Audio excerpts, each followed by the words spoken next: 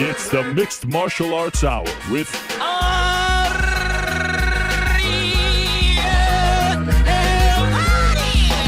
The Mixed Martial Arts Hour is back in your life on this Wednesday, October 18th, 2023. Hello again, everyone.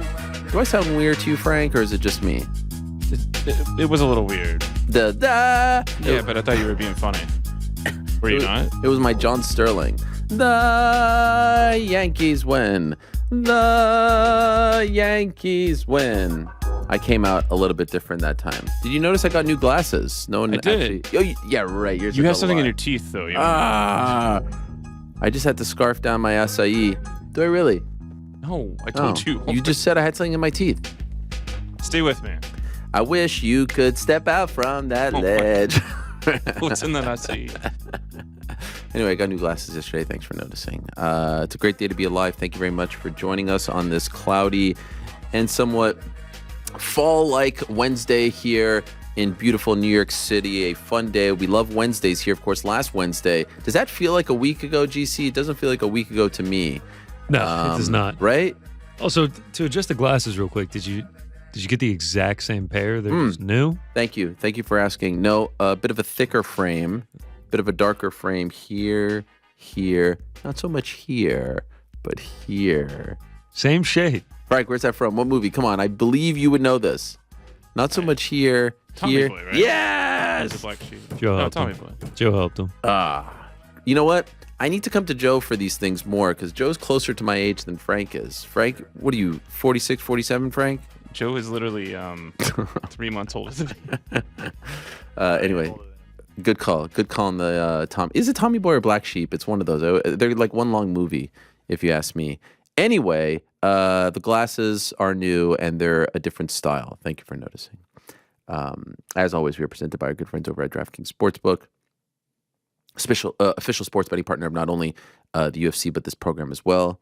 I don't know what official means. Download the DraftKings Sportsbook app today. Use the code the MMA Hour. UFC 294 this Saturday. Abu Dhabi lightweight title. Can't wait for it. We are buzzing over here. My friend PT Carroll said that we stole GC. We are buzzing from him, but really, I think we're just very Euro at this point. You know, we say these things. Yeah, I mean, honorary Englishman at this point. You're from the Chester. I'm from the Nottingham. Yeah, a lot of people trying to say that they don't call it the Chester there, but no.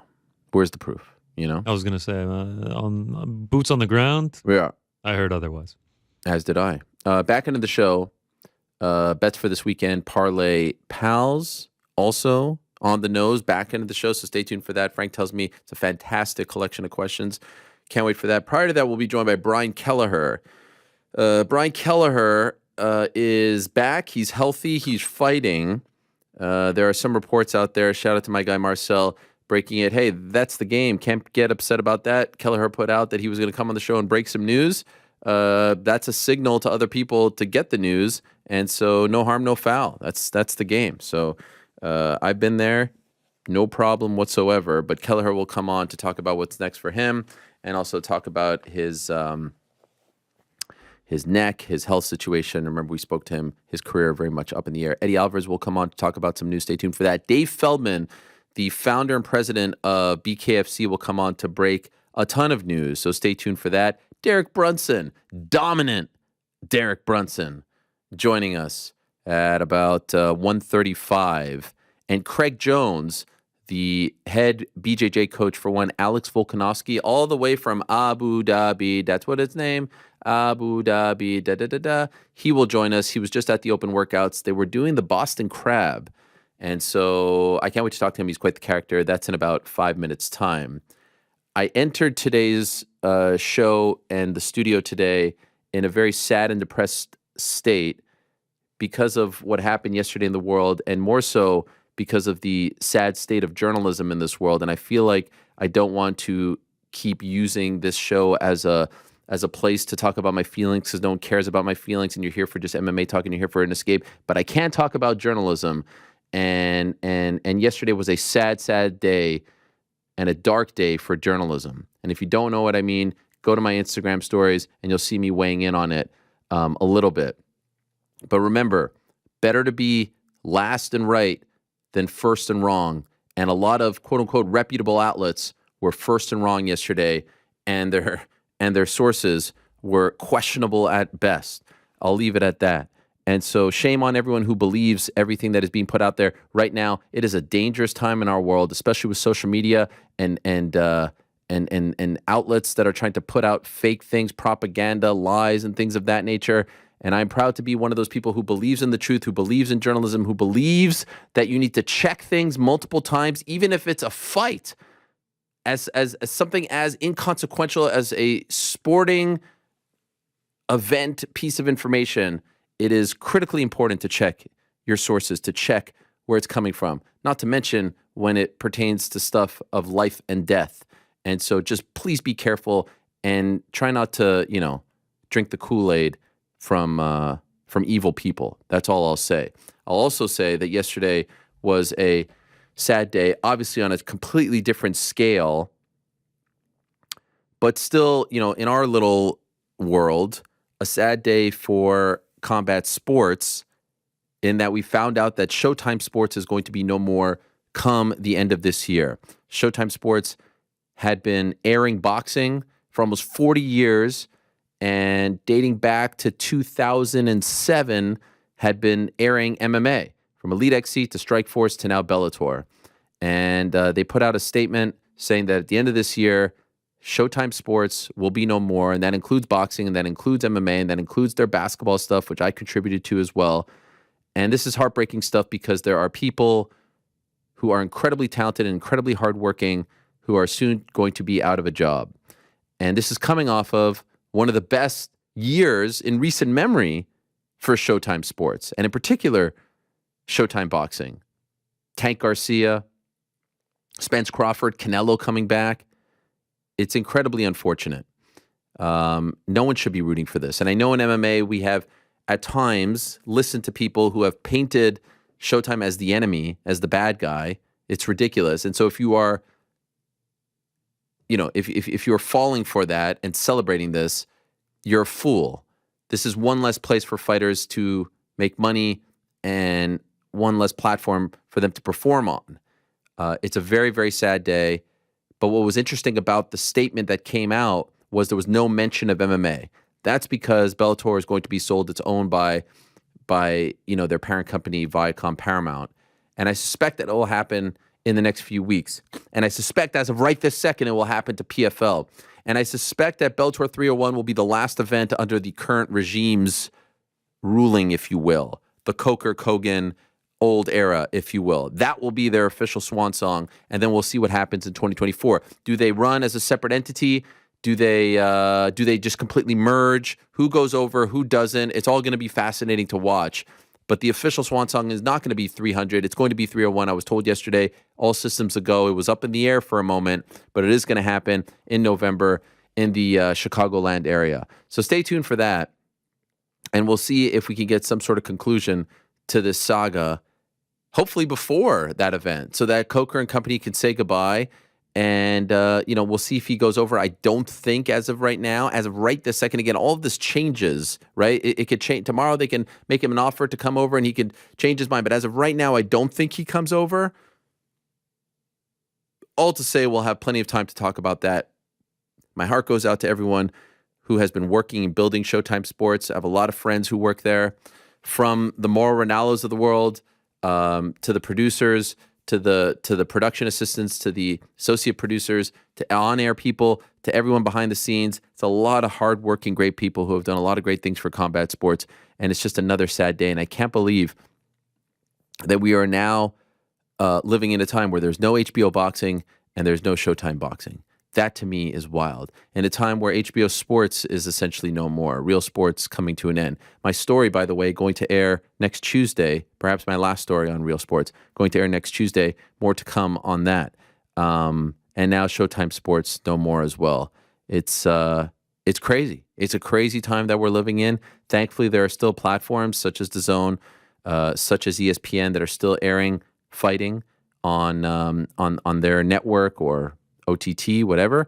But I will also say it's another reminder that if you look over across the pond, especially in the UK, the state of combat sports from a network perspective is a lot stronger than it is here.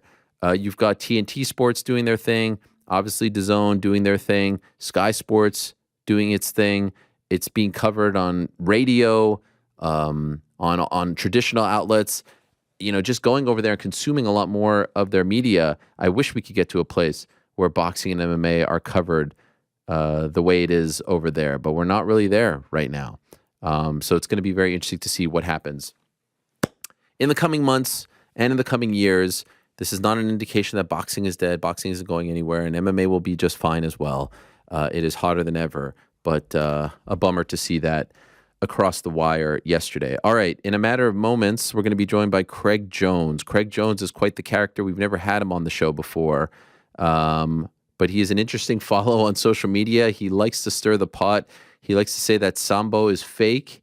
He likes to say that that jiu-jitsu is the only way. Of course, he is Alex Volkanovski's jiu-jitsu coach, among others. But this man, a BJJ black belt, has won a ton of tournaments, a ton of championships in the world of jiu-jitsu, and was actually supposed to compete against Luke Rockhold in Israel in late September. But unfortunately, I believe that event got canceled. But he is going to be competing against Gerald Mearshart in the main event of Polaris 26 on November the 4th. So that is, 2 weeks after UFC 294. He is in Abu Dhabi right now, of course, with Alex Volkanovski. I saw a video of him saying that he got the call in the middle of the night, and they said, pack your bags, you're coming to Australia, and then they went over to Abu Dhabi. So what a week. And that was, I think, around 8 days ago now. So what a stretch it has been for that whole team. And they just had the open workouts in Abu Dhabi, and I think Volkanovski hit him with the Boston Crab, right? Was it the Boston Crab? I think we have the video here, courtesy of one of the outlets that's on the ground. Which outlet is this? Yeah, that is a sweet Boston Crab from Alex Volkanovski. Between this and the Stone Cold getup from a few months back, I think Volk has a career in the world of professional wrestling. Without further ado, though, let us say hello to the aforementioned Craig Jones. I'm very excited to speak to him. Is he there? Ah, yes. What's up, Craig? How are you? Salam alaikum, my brother. Here. I am here enjoying the local culture for sure. Yes, I can see that. You look fantastic. I appreciate you joining us. And you're such a character online. I expect nothing less from you. How's the back, though? I saw that Boston Crab. He hit you with that, and I don't know if you tapped or not. I don't know what exactly happened, but it looked like he had it in deep. Yeah, he tried to put it on gently and almost slipped over. Luckily, I'm such a spineless creature. My back's pretty flexible. Okay. Very nice. Could I ask, I saw that video of you in the airport when you said that you got the call. I think it was in the middle of the night. Could you tell me how you found out that your guy, Alex Volkanovski, was going to be fighting on October 21st against Islam Makhachev? Yeah, so I'd actually just flown. I was in Bali for a week. I landed in the US, did a seminar, flew to Austin, was super jet lagged. So I was awake at 3 a.m. Austin time. And I got this text, and we'd been discussing coming out here just to spectate the fight, just because obviously it's such a good card. And I remember I was about to buy my flight, and he messaged me at 3 a.m. He's like, hold off, don't buy your flight yet. We might be going out earlier. And I was like, obviously 3 a.m. jet lagged. I'm like, I have no idea what this means. And then he's like, oh, yeah, we might have a rematch on 12 days notice. How soon can you get it? So that was 3 a.m. And I basically got on a flight at 7:30 to get straight down to Wollongong. Wow. And you're in Austin at the time? Yeah, I just got to Austin at 9 p.m.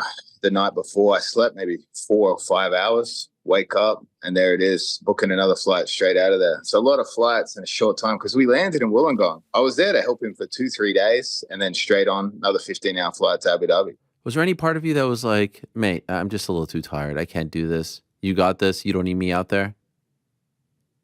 I was thinking that obviously Eugene Bareman, he's not going to be here this weekend. He's the guy that's really let the team down in the corner. But for me, as a jiu-jitsu guy, I have nothing better to do with my life than fly out and ride the coattails of Alexander Volkanovski. Where's Eugene? Eugene, obviously big-time celebrity these days. He had a TV series he was booked in and he couldn't make it. But he always gives me shit because he'll be like, "Oh, Craig, you show up fight week. You show up fight week for the media, and then you disappear." And I'm like, "Well, funny you mentioned that. You're not here at all this week." All right, so you are there. Good on you. And there's a nice little rivalry between you, the traditional jiu-jitsu practitioner, and the world of Sambo. In fact, I do believe that you have said on numerous occasions that Sambo is fake. Why do you believe that? I mean, Sambo is 100% fake, right? So like I told this story online, two Russian guys, Vitaly and Vasily, traveled to Japan to learn judo. And what they did, they basically took all the good judo moves, went back to Russia. And obviously judo, we do it in the kimono and the kimono pants. They said, how about we just take our pants off and do exactly the same thing? So for me personally, I think that Sambo is just borrowing techniques from jiu-jitsu, judo, and wrestling, and just putting a Russian spin on it. Do you get a lot of crap when you say things like this?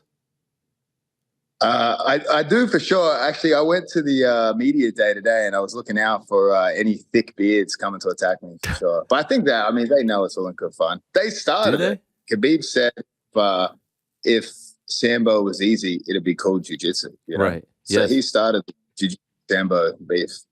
And so this is in some ways a battle between jiu-jitsu and Sambo. I know that Alex isn't a traditional jiu-jitsu practitioner, but you know, you're his guy and he's going up against them and they believe in that form of martial arts. Could I get your take on what Alex did right and perhaps what he could have done better in the first fight back in February, especially the stuff that happened on the ground? Yeah, I mean, to me, all of the grappling exchanges went very, very well, except for that fourth round. And that fourth round basically cost him, in my opinion, the entire fight. But I think what he demonstrated was that although Islam has a massive sort of size, and I would probably say some form of strength advantage, just being a division above, and more of an extensive grappling background, when Volks was able to get it to the cage, I felt like his actually wall wrestling and his ability to get back up was superior than Islam's. So like when I look at grappling, most of the time we think about people's history in open space. But when you talk about fence wrestling, like no one's been fence wrestling since they were 5 years old. But people have been doing judo, jiu-jitsu, and wrestling since they were 5. So in terms of fence wrestling, I think that's a great equalizer between pure grappling arts and MMA grappling. Okay. And so what would you like to see him do more of in this fight? What is key in this fight? He seems very confident. He told me on Monday he thinks he finishes him this time. And of course, everyone says that before a fight, but for some reason, when Volk says something, I really believe him because the guy backs it up more often than not. What would you like to see him do differently in this fight, especially on the ground? I mean, I would obviously like to see him approach the entire fight with the same confidence he approached some of those later rounds. I think everyone buys into the mystique of the Dagestani, I guess, Sambo guys. You know what I mean? Everyone, very rarely have you seen them cracked or put in bad positions or anything. So I think, obviously, as much as you want to believe they're just human beings, when you're going in there, you have to really feel that and experience that to realize that. So I think over the first and second round, Volks was even yelling stuff out from the wall, saying like, oh, he's not that strong, or like his grappling's not that good. So I think as that fight progressed, he just gained more and more confidence. So I'm really interested to see how those first 2 rounds play out in this upcoming rematch, just because I believe from the opening bell, he's going to approach Islam with the confidence that he can take him out. Obviously, you're confident in your guy. You're going to back your guy. But it is 11 days notice. He is coming off elbow surgery. It's not a lot of time to prepare for one of the best fighters in the world. Initially, when you got the call, did you have reservations and have your feelings changed at all? Here we are some 4 days or 3 days before the fight. I mean, obviously, I was surprised by the news. You know what I mean? That's such a huge thing to do. But you have to sort of take these moments or you might never get them again. You know, like I think, in my opinion, they should have probably booked this as an immediate rematch. I'm not sure what happened there. I think maybe Volks fighting Yair, maybe put that on the back burner. But in terms of his body, so his cardio, he's obviously excellent cardio, probably some of the best cardio in all of MMA. And obviously he's had some downtime, but as a result of him developing that cardio and always training, he developed a lot of injuries from being active in the fight game. So speaking to his physiotherapist, his body's in better condition than it's ever been. So obviously there's a trade-off there. If you have the full camp, you're going to be taking some mileage into the fight. Obviously, conditioning is going to be superior, but Volks is going to go into this fight probably a healthier body than he's ever had in his UFC history. So I think there's a bit of a trade-off there that should play in our favor. Is it true that he weighed 180 when he got the call?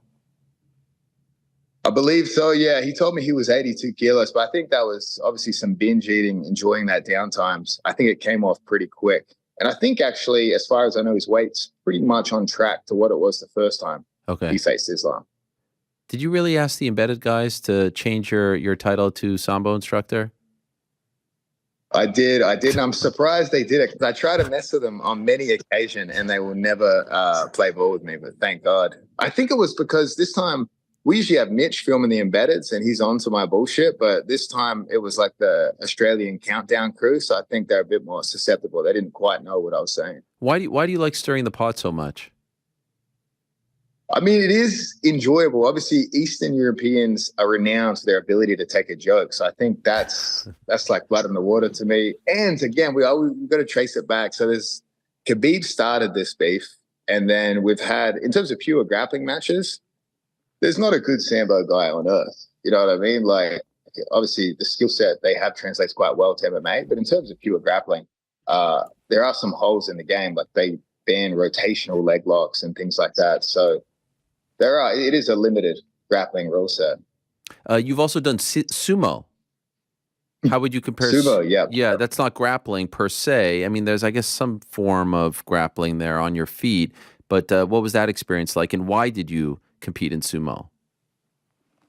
So I didn't actually compete. I probably would have got really hurt, but we got lucky when we were in Japan for this quintet grappling event. One of our friends, Hyson, he had to connect because he lived in Japan and he actually had a sumo match. So we luckily got led into the sumo stable of, I forget his name. He's a Mongolian sumo wrestler, but he's like the greatest of all time. And obviously that's saying something because sumo goes back hundreds of years. So he let us in there, very serious character, but we got to have some fun after the training session had ended and jump in there. One of the guys, I tried to wrestle with this guy, 370 pounds, but I actually just hurt my shoulder. So I was like, that's probably pretty stupid. So, I mean, who knows what would happen if he was taking that serious. What was it like competing in the, traditional sumo attire? I mean, obviously, it's a very liberating experience getting wrapped up in that by a hefty man. I did appreciate that. But it actually was interesting because it's like, you look at it, you think it looks like no-gi grappling just with less attire, but really that sumo wrestling, I don't know what we call it, a thong maybe, is actually quite a good handle to lift people up and throw them around on. That's true. That's a good point. Sort of like submitting someone with the gi gives you like an extra sort of weapon, if you will, right? Yeah, it's like using their wedgie against them. Sure. It's a game of wedgie left. Yeah. By the way, would you ever consider doing MMA? No, I don't think so. I thought about it, but luckily there's enough money in jiu-jitsu that I don't have to go out and get knocked out and embarrass myself in the pursuit of money. I think that's the only reason I'd probably do it. Or if someone handpicked me the easiest opponent ever for a lot of money, that's the only really time I consider it. I prefer training MMA guys sitting on the sidelines, again, riding the coattails rather than actually being thrown into the fight. I like provoking the MMA guys from the sidelines without actually allowing them to hit me. No, that's the best way. I actually was speaking to Gordon Ryan at the airport on Sunday, flying back from Manchester. He tells me that in a couple years' time, he thinks that there could be like 7-figure paydays in the world of jiu-jitsu. Do you share that optimism? Oh, I mean, it's a good question. Maybe if we find a foreign warlord with deep enough pockets, we could fully take advantage of that. But I think right now, there's only a few people in grappling that really, I guess, say move the needle. Gordon obviously being the key factor there, but there hasn't yet existed. Gordon's been on top for a while now. We really haven't seen another guy even come close to moving the needle like he does. So I'm sure we'd need another Gordon Ryan level figure to be able to get 7-figure paid. I just don't think. I mean, people like grappling, but no one's like canceling their Saturday night plans to stay in and watch a grappling match. Everyone's quite happy to catch the replay because they've been burned so many times with boring matches. Whereas I think MMA is more consistent level of entertainment. People want to participate in jiu-jitsu. They don't want to watch it. So I think 7-figure paydays pretty tough to pull off. What about you? You could be one of those faces. You could be one of those stars. You're very popular. You're right, but I'm at that stage in my career where I keep taking a grappling match and then pretending to be retired after trying to just exploit it a little more. But yeah, I'm more interested. I'm going to still keep competing, but yeah, I'm more interested in some of the fun side of where I've been able to land myself in the sport of grappling than pursuing these crazy matches and crazy training schedule. What did you make of the world of jiu-jitsu kind of being put on a platform with a massive spotlight on it this weekend with Dylan and Gordon, all of that coming to light? I mean, I was at the weigh-ins on Friday, and when Logan Paul brought out Gordon, I mean, I think 99.9% of the people there, they're just all young kids, had no idea what was going on. I tried my best to educate them in the short amount of time that I had, but I thought it was pretty damn cool to see him there. What did you make of all of that, you know, kind of coming to the forefront of this influencer boxing scene? Yeah, I mean, that was pretty interesting. I remember I saw Gordon put a post up saying no one knows where I'm going this week. And then, yeah, for him to show up there, Logan, I mean, it's kind of he's hitting at an inside joke trying to be kind of personal with Dylan there, because Dylan and Gordon actually had a match at ADCC, and it was a pretty damn close match. Like, people say a lot of things about Dylan today, but at that point, he was actually a really, really high-level grappler. I'm not sure what his level of grappling is like today, because obviously we haven't been able to see it, but at that point, it was very good. And then I think Dylan's trajectory into fame and I guess fortune as well off of his Twitter revenue has probably burnt Gordon. Gordon obviously wants to be the most famous grappler, most well-known. So I think that's a source of tension. So Gordon's always attacking Dylan any chance he gets. Dylan doesn't mention him too much, but Gordon keeps trying to provoke him. So yeah, I thought it was interesting, Logan trying to get into that beef. But again, I think a lot of even grappling fans might not even know too much about the beef between Gordon and Dylan because it began so long ago. Whose side are you on? Between Gordon and Dylan? Yeah. Oh, I mean, honestly, Dylan's got better banter. You know what I mean? Like, you might say he definitely crossed the line a few times leading into the Logan boxing match. Obviously, you're facing lawsuits. You probably crossed the line. But yeah, in my opinion, Dylan's got some one-liners. He's pretty funny. He can be pretty witty. I think he's probably polished those skills lately. But yeah, in terms of, I mean, those guys should have a boxing match. Who would you take in that? Why can't we see them in a grappling match? I'd rather see that instead. That's true. Or MMA. But I think how about MMA? Given that MMA would be good. But I mean, I would love to see a boxing match just because I think Dylan spent more time boxing and it favors him. And that's who I'd like to win the fight. I mean, more time, probably 2 more months, really. He told us afterwards he didn't have a coach. He didn't have a team. He didn't have an actual boxing coach in his corner. Really? Who was in his corner? The 3 people that I saw were Andy Main, Phil Hawes, and Peter Queeley. All lovely gentlemen, but they're MMA fighters. They would probably be better served as like coaches or corners in a jiu-jitsu match than a boxing match, right? There was no traditional boxing coach in that corner. Yeah, I wonder if Dylan had trouble finding a boxing coach or he just didn't pursue one. I imagine he's taken his trolling levels to such heights that it must be nerve-wracking entering a new gym wondering who laughed at your jokes and who's here. Did you watch the fight? I did watch the fight, yeah. What'd you make of his performance? What I make of his performance? I mean, it was pretty defensive. I thought maybe he was trying to approach it the way Nate Diaz did with Jake Paul and let him fatigue himself, but it never really came to that. Like, I was waiting for the moment where Dylan would pick up the pace at the end. But I mean, like you said, like, he didn't have a proper boxing coach or anything like that. So, I mean, he's taken a lot of heat online for his performance. But again, I guess he got paid that. Hopefully helps him sleep at night. By the way, the Twitter payments, I mean, you can't write home with those. Like, they're nothing. They're not that good? No, they're nothing. It's like $100. Really? So they're not paying his lawsuit out? No. Oh, certainly not that. Maybe lunch at the courtroom for that day, but nothing more. What did you think of the fight?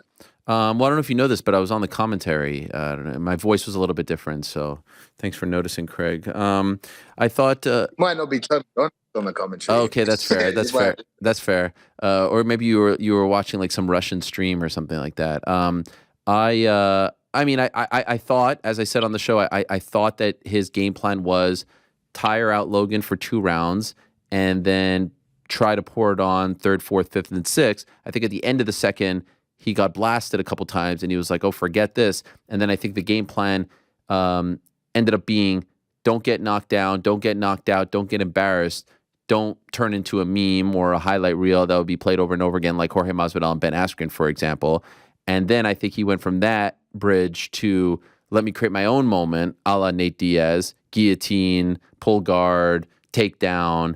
And then afterwards, I'll say he never wobbled me, he never knocked me down, he never embarrassed me. And if this was a real fight, I would beat him. If this was an MMA fight, I would beat him. And this is the playbook that we're seeing right now. So I wish there was a little more action. I don't really blame Logan. The only blame that you could probably say is like he couldn't knock him out or knock him down. But of the 4 guys competing in the main and co-main, the one guy who really came to fight, I think, on that night was Logan. Like, he was teeing off. I was right there. He was trying his best. He just couldn't, it's hard to knock out a guy who's like this. So overall, I thought it fell very short, and those last 2 fights were hard to watch. I think the only way we can force the action is if we could have made, there's no judge's decision. It just becomes a power slap match. Oh, Jesus. You know what I mean? Nah, 3 rounds hits. Yeah. Then we get the satisfaction of it. How did you end up on the Alex Jones show? Oh, that is a good question. I actually did have the COVID shot back in the day, and I had some side effects from it, but nothing crazy. Like, I always have side effects, like if I have the flu shot or anything like that. So I had this just this fluid, lymphatic fluid in my stomach, right? And he spoke about it on the show. And then one of my friends just happens to walk his dog at a dog park where an InfoWars producer was. So he hit me up and he's like, yo, you could probably get on the show. And I was like, I'll jump on that. And that's when I first met him. And then we did it again recently. That's a hard guy to keep contained in an interview. Like, I didn't want to go down the conspiracy route. I just wanted to know about Alex Jones' history, what creates such a figure like that, but very hard. But you were the guest on his show, right? We did both. I had him on my podcast, and then I went back on his show.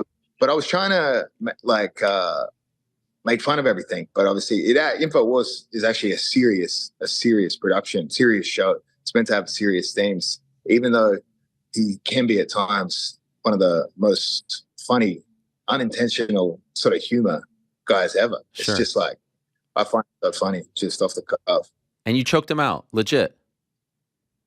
Yeah. So there was that moment back on the Rogan podcast where he said to Eddie, choke me out. So when we did my podcast, I planted that seed at the beginning. I brought up that story, and then at the end, he's like, yeah, put me to sleep. And I've never in my life seen anyone wake back up like a angry pit bull like that. And for a second, I thought I'd killed him because usually someone's out for 4 seconds, and then he was out for over 10 seconds. And I was starting to get a little worried. I imagine his health's probably not great. But then if it did go horribly wrong in that moment, probably make a lot of people happy at the same time, unfortunately. Oh my God. Yeah, I saw that everywhere. I was looking forward to you versus Luke Rockhold. That was a fun match on paper. Is it going to be rescheduled? I mean, probably not in Israel anytime soon, unfortunately, but that match somewhere else? I think so. So what happened was one of the fighters on that card, I think he ended up getting diagnosed with cancer, and he was sort of maybe the main ticket seller for the event. So the fight fell through them, but obviously with what's going on in Israel right now, it would have been bad probably timing it if we had that event at that stage. I spoke to Luke about doing another match and another event, so we'll see what comes about. Maybe there's a UFC Fight Pass event in December. Yeah, I'll try to push for him on that. I'm just not sure what his relationship's obviously like with the UFC right now. Yeah, I don't think it's great. That's the one with GSP. That would be a good one to be on. GSP's there. They still haven't announced his opponent, right? No. You want it? I would take that, but I mean, I don't think that's gonna happen. I think they should give him someone like Damian Maya along those lines. Like, I have a great match for you. Right, I have a great match for you for that card. You versus Gabby Garcia. I mean, that would be every man's dream. Why do you want this match so much? I mean, I saw your video. What is going on? Why do you want this? What is this feud all about? Well, I mean, obviously, this started way back when I was on a flow grappling event, a girl called out Gabby Garcia for a match, and Gabby went on this rant. She was like, if anyone calls me out, I'll face him. And I was like, I'll take that bet. So we tried to get it to happen, got a lot of media attention, but yeah, we haven't been able to do it. But I kind of want to do it because people out there do think she would win this match. You know what I mean? So I'm like, it started out as a joke. And then people were like, no, that woman would beat you up. And I'm like, whoa, I think I can take her. How much you weigh? 200 pounds right now. What do you think she weighs? 350 minutes. No, she doesn't stop. Oh my God. Is there any drug testing for these grappling events? Any drug testing for the grappling events? No, not at all. You can do whatever you want. PDs, no problem. Yeah, I mean, look at the people in the sport. Clearly, we can do whatever we want. You know. Are you a proponent of this? Now, I saw you celebrating the end of USADA, right? I think you're happy about this. Well, I'm sponsored by an anti-aging clinic, so I thought, you know what? What better time to advertise an anti-aging clinic than the end of USADA? We should have done a USADA coupon code or something. But yeah, advertise and take care of me. Given that I'm 32 years of age and in the sport of jiu-jitsu, over 30, you enter something called the Masters Division. I believe you're entitled to a TRT, a small dose. You know what I mean?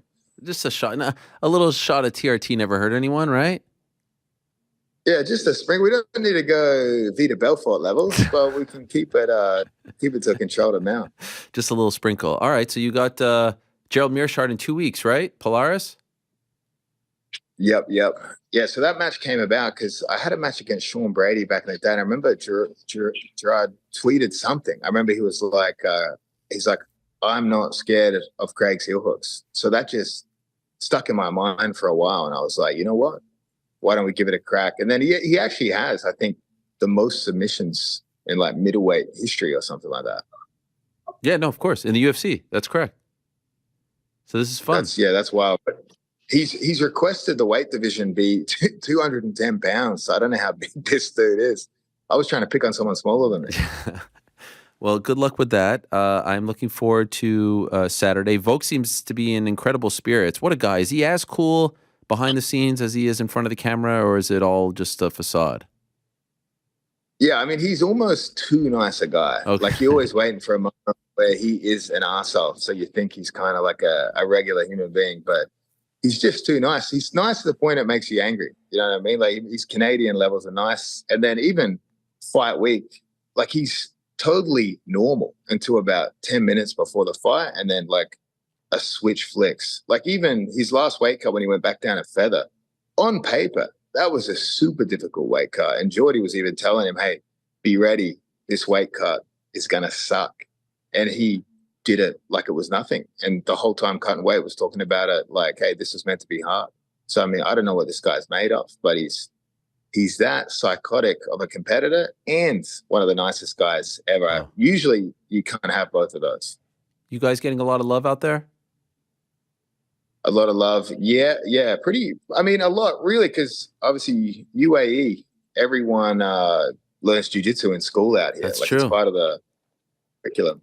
Notice they learn jiu-jitsu, not sambo. That's right. Out here in the UAE. That's right. But yeah, that obviously bodes well for me. Probably saves me with some of these bad jokes. Official prediction. What do you think? Are we going with a arm triangle, Gogo Plata? What are we shooting for? Could you imagine Gogo Plata? Volkanovski Gogo Plata? That'd be nuts. The crazy, if he got a Gogo Plata, I think you'd need the ref to help him out of there. You know what I mean? Like, I don't think a body that compact could easily find out. But I mean, me personally, I keep planting the seed, whispering to him at all times about a submission. Just selfishly, out of the DVD sales I could exploit, even if I didn't even teach him that submission, it would do very well for my bank account. But yeah, I mean, realistically, I think it's going to be a finish this fight, and I think probably as a result of strikes. Okay. Wow. Interesting. Well, I can't wait. Great to have you on the show, Craig. I feel like we just scratched the surface here. There's so much more to get into. But I believe you have a training session coming up, so I will let you go. Thank you so much for the time. Good luck out there. Try not to cause too much trouble. Be safe. And we'll see you on Saturday. You'll be in his corner, right? The only reason I wouldn't be is if I get arrested for something between now and then. But okay, yeah. Good luck. Thanks for having me. Good luck. There he is, Craig Jones, the head jiu-jitsu coach for one, Alex Volkanovski. He'll be in his corner. One Eugene Behrman apparently will not be in his corner. He's got great banter, that Craig Jones. I enjoy him. I enjoy talking to him. That was fun. All right, let's move along to our next guest. It was announced last week, or maybe it was 2 weeks ago now. Oh, I think it was last week. 2 weeks ago? Last week? It was something. No, I think it was last week. Derek Brunson, the longtime UFC veteran, former Strikeforce fighter as well, been in the UFC for about a decade, is now in the PFL, and he is actually going to be a part of their, from what we were told, light heavyweight tournament, if you will, next season, but he is squeezing one in for the finale, the PFL finale on November 24th in DC. He's going to be fighting as a middleweight against Ray Cooper, who is coming up from 170. Old friend Derek Brunson is back. Let's say hello to him right now. There he is. Derek, how are you? This looks like a fake background. Is this real? Where are you right now? This is a real background. You know, I just left training. My eyes probably look a little crazy. I got an eye exam. So, yeah, I had to go with a little improv situation, and here we are. Okay. Well, thank you for doing this. I appreciate it. Congratulations on the deal. Can you explain to us how you ended up in the PFL? Because initially you were booked in a fight, then there was no fight, and then we weren't sure what you were doing, and then you end up in the PFL. How did this whole thing happen from the time you were in the UFC until about last week when it was announced that you were coming to the PFL? It's kind of a complicated situation, you know. I would say it was kind of a mutual thing in terms of it was getting a little tough to get up for these fights, you know, when I've been on these long streaks and, you know, I felt I deserved a title shot, but I wasn't able to get one. So, you know, it was just kind of getting tough getting up for these UFC fights. So I kind of wanted a new challenge, and we found an opportunity that presented a new challenge, and we took it. Did you ask the UFC to release you? I would say that's fair, yes. Okay. You were booked to fight Roman Dolidze, though, right? In New York City.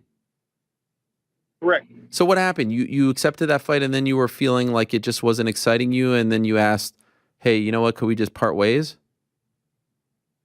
Well, it was more of it wasn't exactly like that. It really had nothing to do with Roman. It was just like, it was a collaboration of things. I would say, you know, just being a guy that's been in the game for a while, you know, you definitely need to get up for these fights, and you need to get up for these top fights. And if it's not, if you're not feeling the same way towards that promotion, and, you know, maybe it's best to go a different way if possible. In the back of your mind, when you asked to part ways, was the PFL the place where you wanted to be, or did you just want to see what was out there, what the market, you know, what the market thought about Derek Brunson?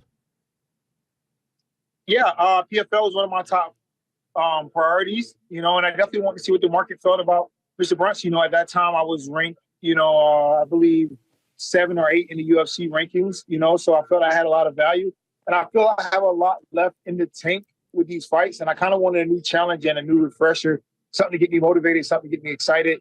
Because UFC, I just wasn't getting excited for these fights anymore. You know, it's just kind of like the same thing for all these years. A lot of, you know, I guess you could say older UFC fighters, they have now tried their hand in boxing, and I know you've kind of thrown that out there as well. Did you consider the boxing route as well?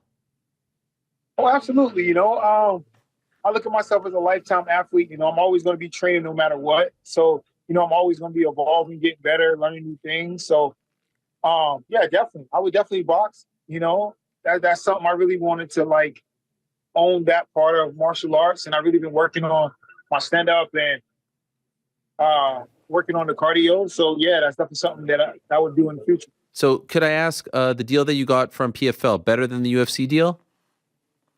Absolutely. Much better? Absolutely. How much better? 2 times, 3 times? Much better. Wow. Okay, so you're happy. This all worked out well for you. For sure, yeah. It definitely, I mean, and the same situation might not work for every single person, but for me, yeah, it definitely worked out better for me. You know, it's a new motivation, new venture.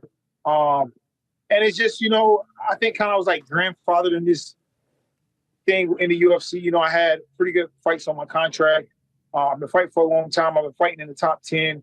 And I was kind of like, you know, stuck in a little spot where, you know, I wasn't getting my value, I would say. And it's not really anyone's fault, but I felt, like I said, PFL definitely took care of me, so I want to go out there and put on good fights to take care of them. So are you going to be part of their light heavyweight, for lack of a better word, tournament or division next year? Is that the plan?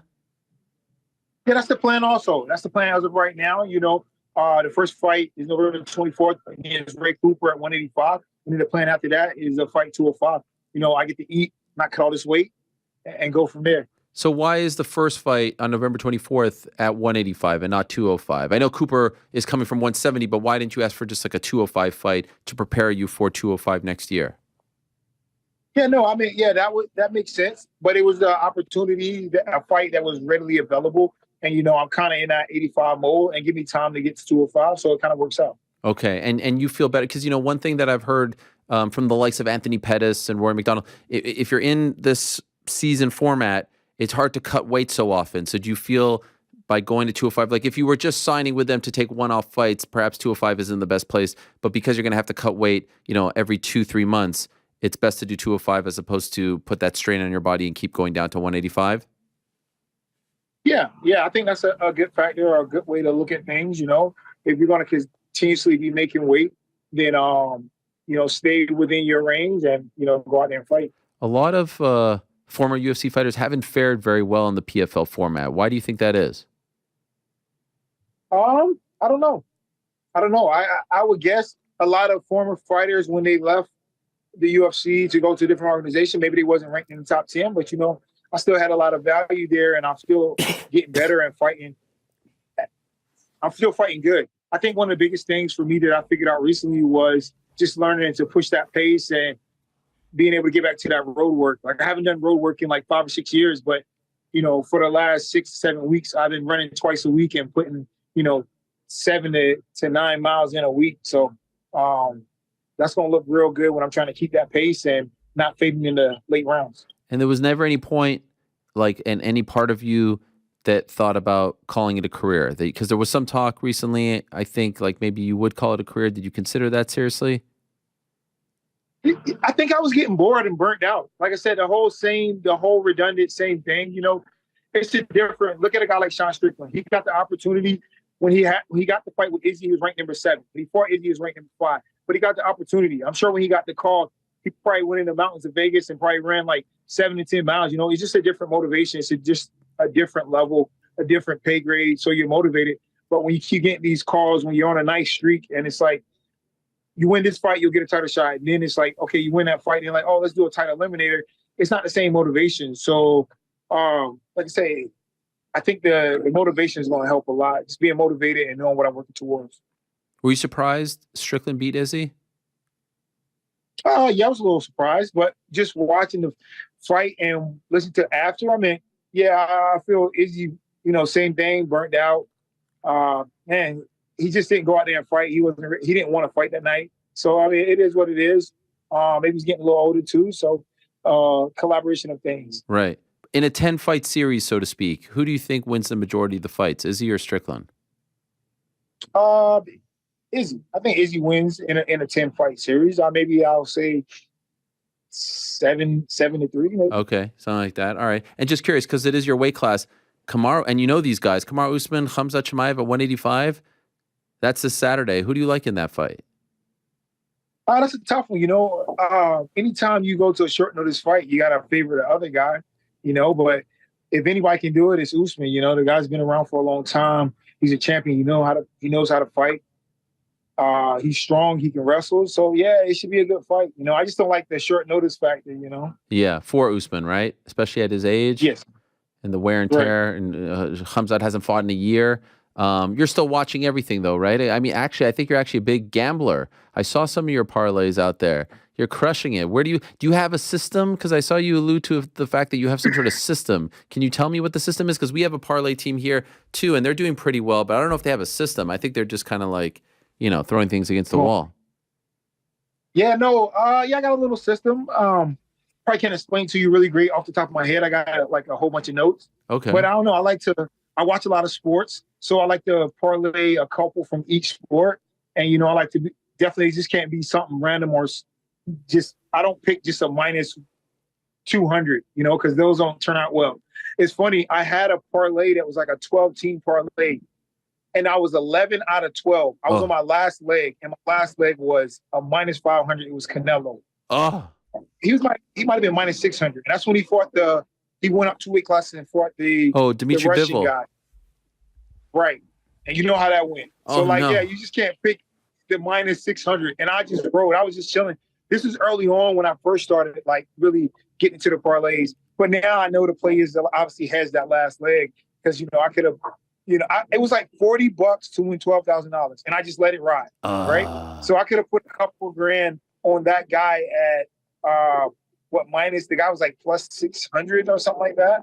So I could put a couple grand on him, and I would have been 12 grand, profit, guaranteed profit. So what's the most amount that you won? One parlay?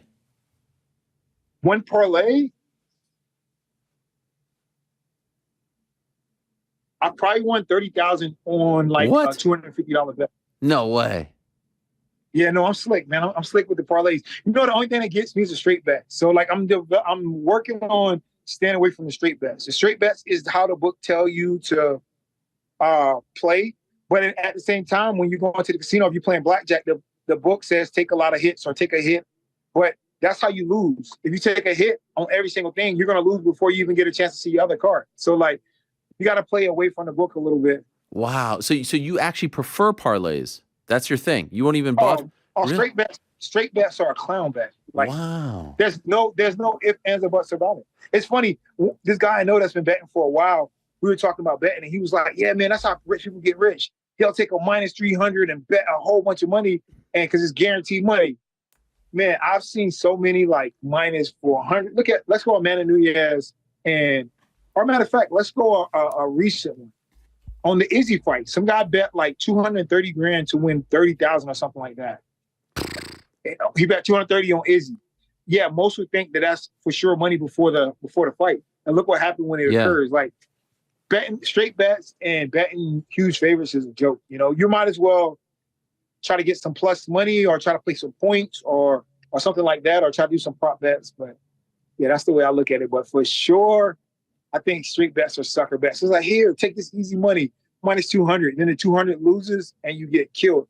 But if it wins, you don't win that much. So, What's your favorite sport to bet on? Like the one that you really like the most? I don't know. I might say tennis, to be honest. Really? Wow. You're really a degenerate. You're betting on tennis? No. So like I used to watch tennis a lot when Venus and Serena and like Nadal and Federer, when those guys were playing. But like, so I recently, when I started betting, I started tapping back in, and like I keep up. Like I know all the good players, and I know like the set props and stuff like that. So yeah, no. So I really like tennis is good, but sometimes tennis it gets you in trouble because there's always tennis and there's always a lot to play, and then I guess you kind of gotta be careful with those just random overseas in the middle of the night tournaments or games, or whatever. Are you staying up in the middle of the night to watch this stuff? To bet, like, is it consuming your life like that? No, not like that. Not like that. I'll put a parlay in, and then I'll just go to bed and wake up. Sometimes I be on fire. I have like a 8-teamer going.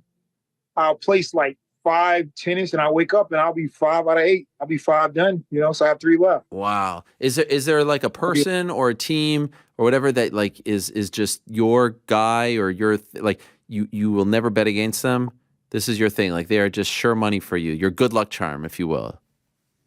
No, for sure. I guess in every sport I have teams or that I won't bet against. Like for instance, like NFL. Tennessee played the Ravens, and I like betting the Ravens. And I just wouldn't bet against. I don't like betting against Derek Henry because I feel like he's such a wild card. If he can get hot for a game and kill you for a whole bunch of yards, and then he can control the game. So if they get up early, that run game is going to take over. So like I don't like betting against Tennessee when it comes. I don't necessarily bet them, but I don't like betting against NFL. Do you like betting MMA? I do. MMA is kind of, I don't know. If I bet MMA, it has to be like prop bets or something like that, or it definitely have to be parlay. Like I won't like straight bet because it's always like minus 300 or minus 250 or minus 278. Like it's something like crazy like that. So I feel like to find value, you got to get some prop bets. Or you got to get maybe over under rounds, stuff like that. Like, but like for sure, MMA is cool, but I like to parlay it. But a lot of my friends, they love MMA. They love to bet just MMA. And I'm like, I like betting MMA, but it's more like I put those in parlays. I don't straight bet MMA. Okay. And now it's great that you're out of the UFC. You can go back to betting on MMA, right? For sure. Yeah, for sure. I don't know why they stopped it in the first place. I mean, I guess it was messed up a little bit. Yeah, it got a little by dicey. a couple of individuals. But yeah, man, it's fun. It makes it fun. It makes it exciting to watch. Yeah, I don't feel like there's any like crazy things that you can like do as far as betting. I mean, I don't know. Yeah. But I think it's cool. Yeah. And no USADA either. Although PFL does have USADA, but it's not as like strict as the UFC's deal, right? Yeah, PFL does have USADA, but I'm not sure exactly how it's ran. But I know they test you, but yeah, it's not like you don't have to log in and whereabouts and all that. I would say with the USADA, that was crazy. Just to like, I've never ever failed a drug test. I never did any illegal substances, but it was so annoying when they're like, "Hey, you're gonna get a failure because you took a last minute trip to go train." I'm like, "What?" Like, you guys should have an agent set up anywhere where I can just go drop in and submit a sample. You know, it shouldn't be like if I forget, then I'm like deemed as a guy who actually failed a drug test. You know, It's crazy. You have to update 24/7, 365. And you guys are fighting 3 times a year. I mean, don't get me started on this. Independent contractors. You know, it's like me telling the guy who fixes my garage where he has to be Thursday at 1 when he's not working for me. What? You're independent. Oh, and by the way, wear this.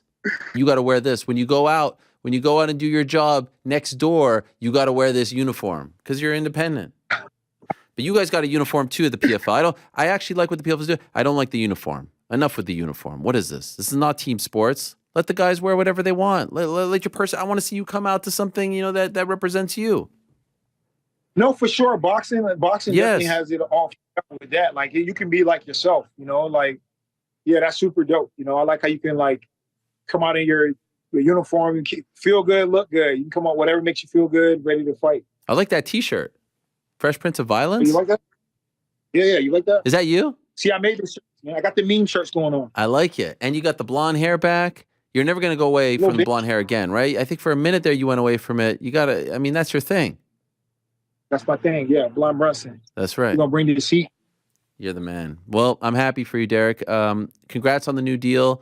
November 24th, you are back in the PFL cage. It's on the prelims, right? It's not on the pay-per-view portion because that's all the title fights, right? I believe it's on the prelims. You're fighting against Ray Cooper. I'm not sure. I'm not sure exactly where I'm going to be on the card. You know, I signed a contract, get to the gym, and get ready for that fight, and then the rest, however they set it up, that's on them. You know, I'm coming to fight. And then you got to get ready for the Bellator Invasion in 2024.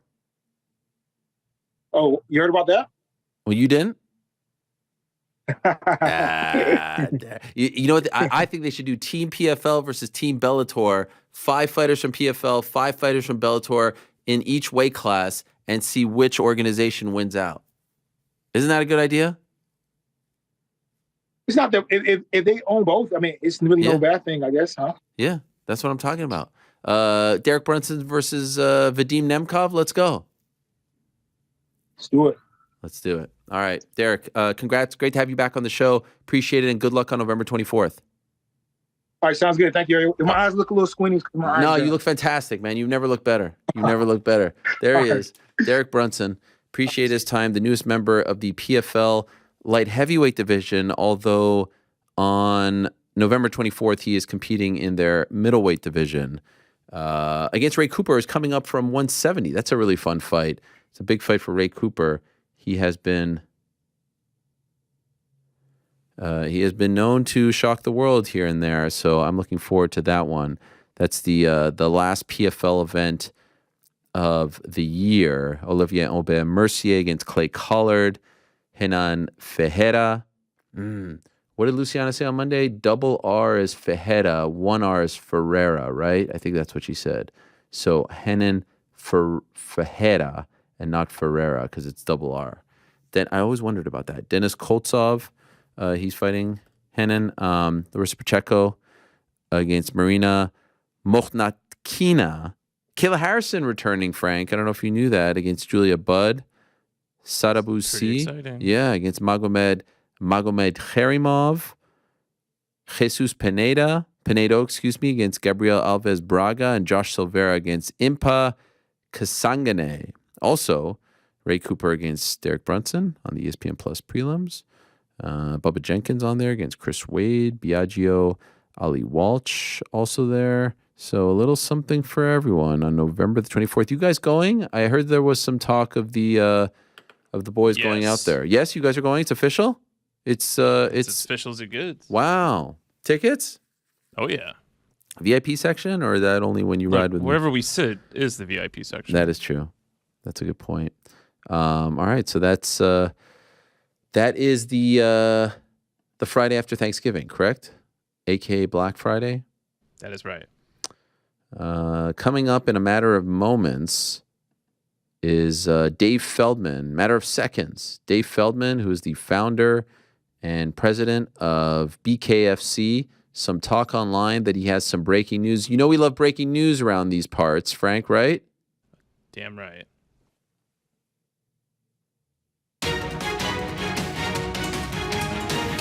Yeah, that's right.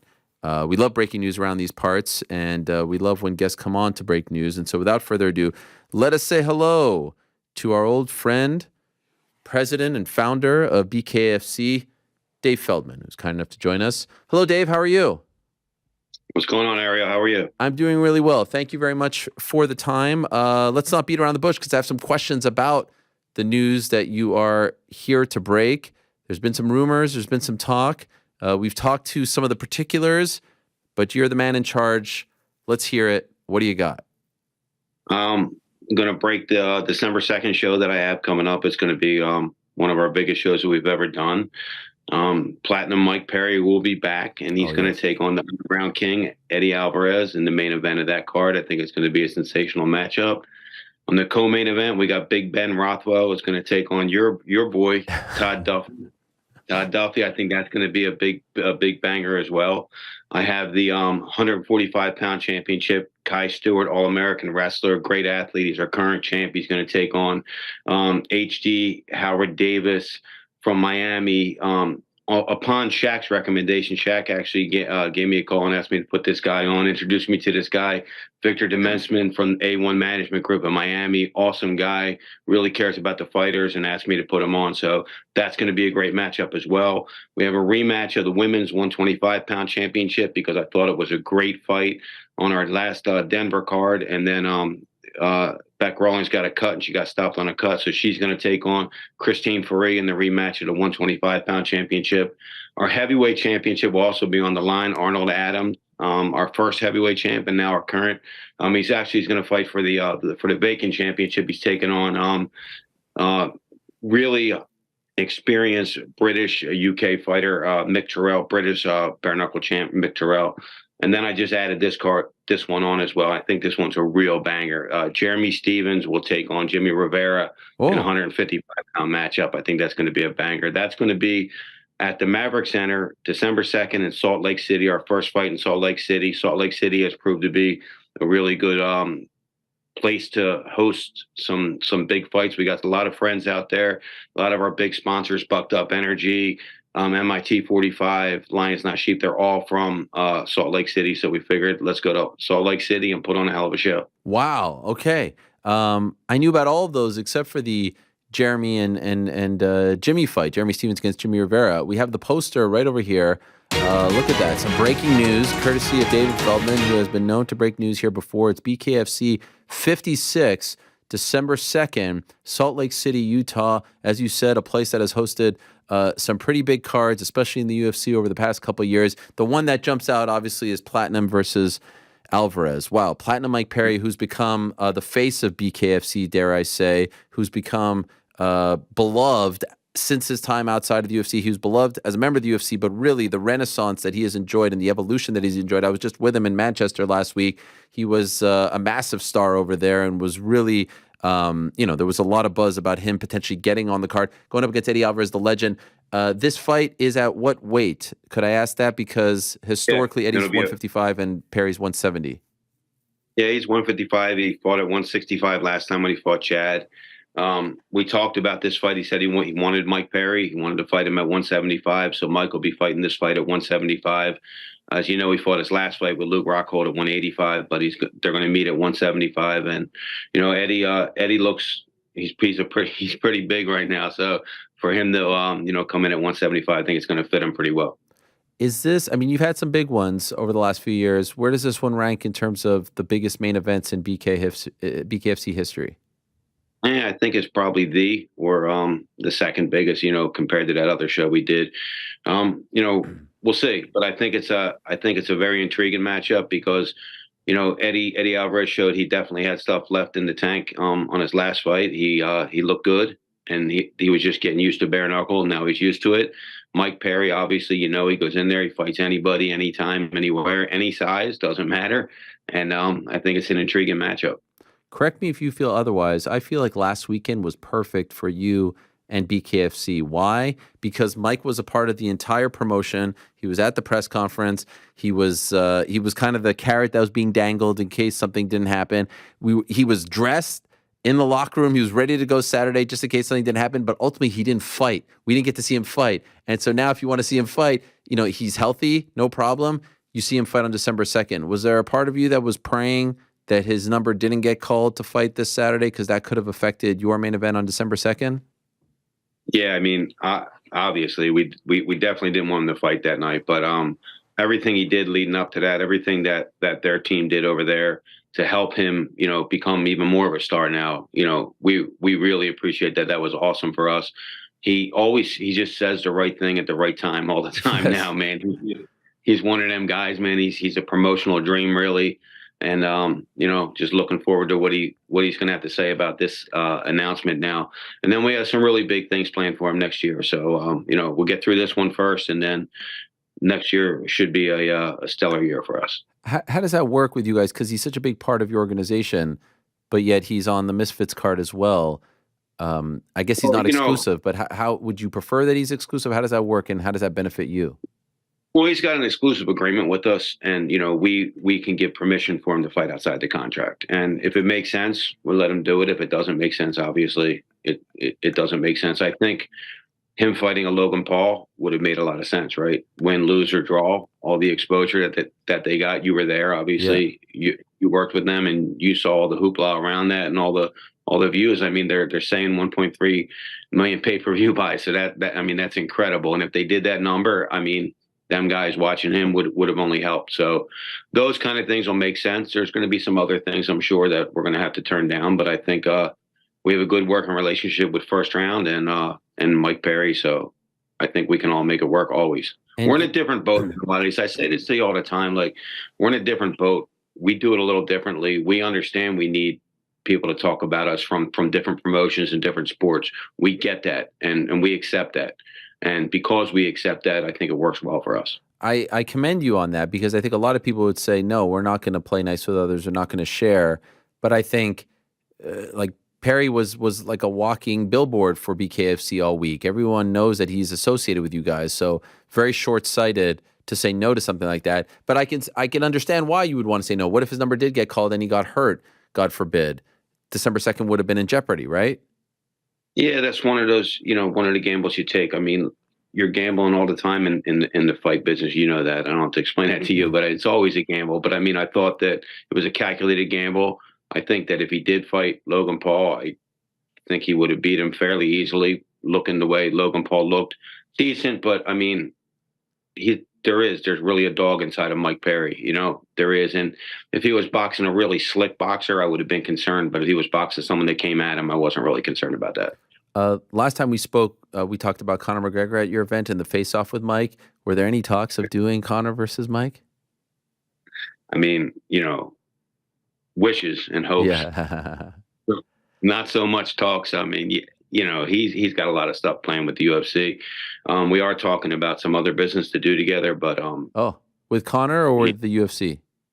With Conor and his team, just doing some other stuff. Like you said, I think that BKFC and myself, I think we really play nice in the sandbox. We don't feel the need to talk bad about other organizations. Sure. I mean, what's it going to do? And if we can work with them and it helps blow us up, then we're going to do it. I mean, it doesn't make sense to pound your chest and say I'm the biggest or I'm the best, and then I don't want to play with you or I don't want to do anything with you. If it makes sense, makes money, and grows the company, you got to do it. Did the UFC get mad about that? They didn't. No, Okay. they didn't. Actually, I did hear from them on something else, which was nice. It was a good compliment that we got about that show, and we got it a few weeks after I talked to you after that, and it was good. Can you tell me about that? You never know. Who'd that come from? What? Who did that come from? That compliment. One of the top brass. Okay. One of them. And what'd they say? They liked the show? Great show. Great product. Great show. Nice. That's great. Concerned about scalability, but loved it. Okay. Interesting. And you've dipped your toe into the sort of influencer world. You had Bryce Hall on, and what a success story that was. Is he potentially going to be a part of this card or any other future cards? Yeah, Bryce is actually it's a unique relationship with him. He's actually going to be investing in the BKFC, so he's going to be a part of BKFC. Wow! And we'll figure out if he's going to fight again. If he does, I don't want to become. I'm not going to say a clown show because it's not 1.3 million buys, but I'm not going to become an influencer fight league. But if I can get an influencer that wants to fight bare knuckle and can fight a little bit, I think it works for us because we'll do different things that other promotions won't do to get the viewership up. Right now, on that show that Bryce Hall fought on, we did 5.4 million live concurrent views on 4 different platforms total. Wow. 5.4 million live concurrent views. Right now, we do some post produced content on Fubo Sports and also live sports. We did that one live with Fubo, and that was the most watched live sporting event they ever had outside of soccer with like Ronaldo and the 2 top soccer players. We were the #1 live sporting event ever in the history of Fubo TV on that night. So it was tremendous. And right now we're actually the #1 performing sport on Fubo TV. So we're doing really good. Our viewership's going through the roof, and we have to do different things. We're different. We're not what everybody is used to seeing in the past. So we are different, and because we're different, we have to do different things to get people to watch us. And we'll do what it takes. And we want to keep growing. We want to get more eyeballs on us. We want everybody to talk about us, and to do that, you have to be willing to go outside the box a little bit. How many states is bare knuckle now regulated in? 32, and we just got on December 9th. I'll get the final approval on just a major state for us. It's going to be unbelievable, and I think then I could see by the end of 24, every state in the United States is open. Wow. Once the state opens. Is this happening? Is this happening faster than you expected? Yeah, it's fast. It's funny because people are going, "Are you all right?" Like lately, the past couple of weeks, I've been tired, man. I'm literally, because I'm taking calls at all hours of the night from all over the world. That we're doing different fights coming up. It's growing very, very fast, man, and it's almost too fast. But we're bringing new people on to help us, and I think the growth is just it's crazy. We have fights coming up in November 3rd, and we're partnering with Mr. Olympia. We're doing a fight at the Mr. Olympia. Then November 4th, the next day, we have Bukal versus Sanchai, the 2 best Muay Thai fighters ever, fighting each other for us in Thailand. And then November 17th, we do our first fight in Sofia, Bulgaria. So, wow. It's expanded. And this state that you say will really open things up, what are we talking about? We're talking Nevada, California, New York. What are we talking about? Yeah, one of those states. Is it one of those 3? Yeah, one of those 3. That's gigantic. Wow. Congrats. Yeah, it should. It's going to be big for us. Look, at the end of the day, is we put our time in, we put our work in. We did all the medical research. We did safety is really #1 for us, and we have unbelievable safety protocols. We have one of the best doctors, Dr. Don Muzi, president of the Association of Ringside Physicians for years. One of the best, really, has helped us break through all of these walls, these different medical walls with the different commissions, and it's really helped us open up. I mean, it's crazy to think about it. I mean, a lot of these states said they'll never even look at us, and we're opening up in those states. So it's a testament to the hard work of myself and my team. And I know every time I talk to you, I always say my team, but man, honestly, I got the best team around. I mean, They all want to help each other, and we're growing, man. I mean, we're really growing in 2024. So let me put it in scale for you. 2018, we did 3 shows. 2019, we did 5 shows. 2020, during the pandemic, we were the first live sporting event with fans. We did 6 shows. 2021, we did 12. 2022, we did 22. We'll do 32 this year, and we'll have 68 shows in 9 countries in 2024. 68 shows? 68 shows. I mean, some of them are smaller shows, our Total Line Feeder League shows.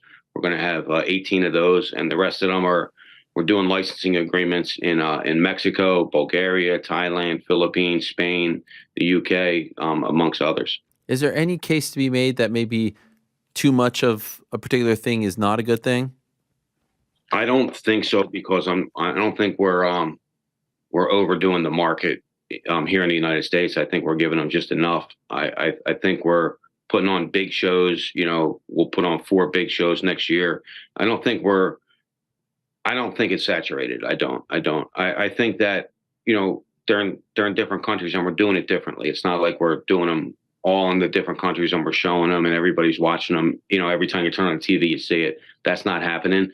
But, you know, there's growth potential everywhere. And the only way you can grow is by people watching this thing.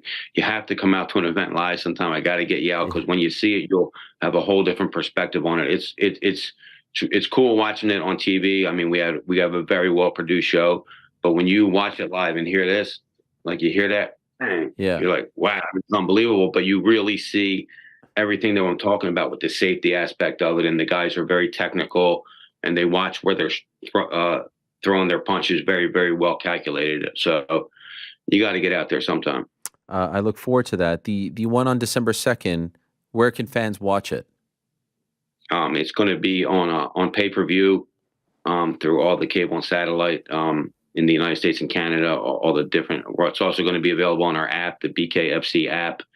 That'll be available at bkfc.com. Tickets are actually on sale right now. We waited. Thank you for letting us break it on your show. We waited till this. So tickets are on sale right now, actually, 2 p.m. Oh, nice. Get your tickets at bkfc.com. We expect this one to sell out really fast, but bkfc.com. Tickets are available. All the viewing information is available. This will be live at the Maverick Center in Salt Lake City, Utah. It's going to be a tremendous event, man. Mike Perry versus Eddie Alvarez. By the way, are BKFC events available on like DraftKings and things like that? Can we bet on those? Yeah, DraftKings is one of our partners right now, so Amazing. You can find all the odds on DraftKings and really all the other platforms as well. But DraftKings is our partner, and that's where you can go there to bet on the BKFC fights. Absolutely. Okay, and this Friday you're in Columbia, South Carolina, BKFC 52, and then November 4th. You alluded to this earlier, but just curious before I let you go. Your guy Bernie, who's one of the best in the business as far as PR is concerned, I love him. He tells me it's a special rules bare knuckle Thai fight. Why special rules? What's special rules about it? Well, I got Bukaw and Sanchai, and you know legends. They're known for Muay Thai, obviously, right? They're Muay Thai legends, and I think just limiting them to punches only for the athletes that they are, I think it wouldn't do it justice to the fans. So there's elbows, knees, kicks. There's no sweeps.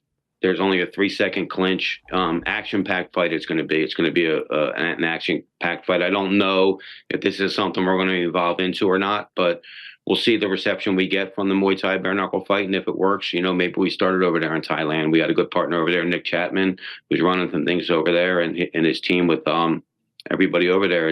We'll see. We'll see what happens. Look, there's room for growth for us. There's a lot of room for growth in different avenues, and I know that you mentioned that, you know, is it too much? I don't think it is at all now. And I think we're like really scale up, and then we're going to scale back down a little bit to where exactly we find that comfortable spot for us for the amount of shows. And when people come watch them all over the world, I'm telling you, like, the crazy thing for us really is our viewership is really, it's second in combat sports right now on YouTube, on all these other, platforms. We're killing viewership. We're doing 1 million+ live views per event. So wow, we're doing really good there. Second behind slap fighting, of course, right? Absolutely. That was a joke, Dave. I'm just kidding.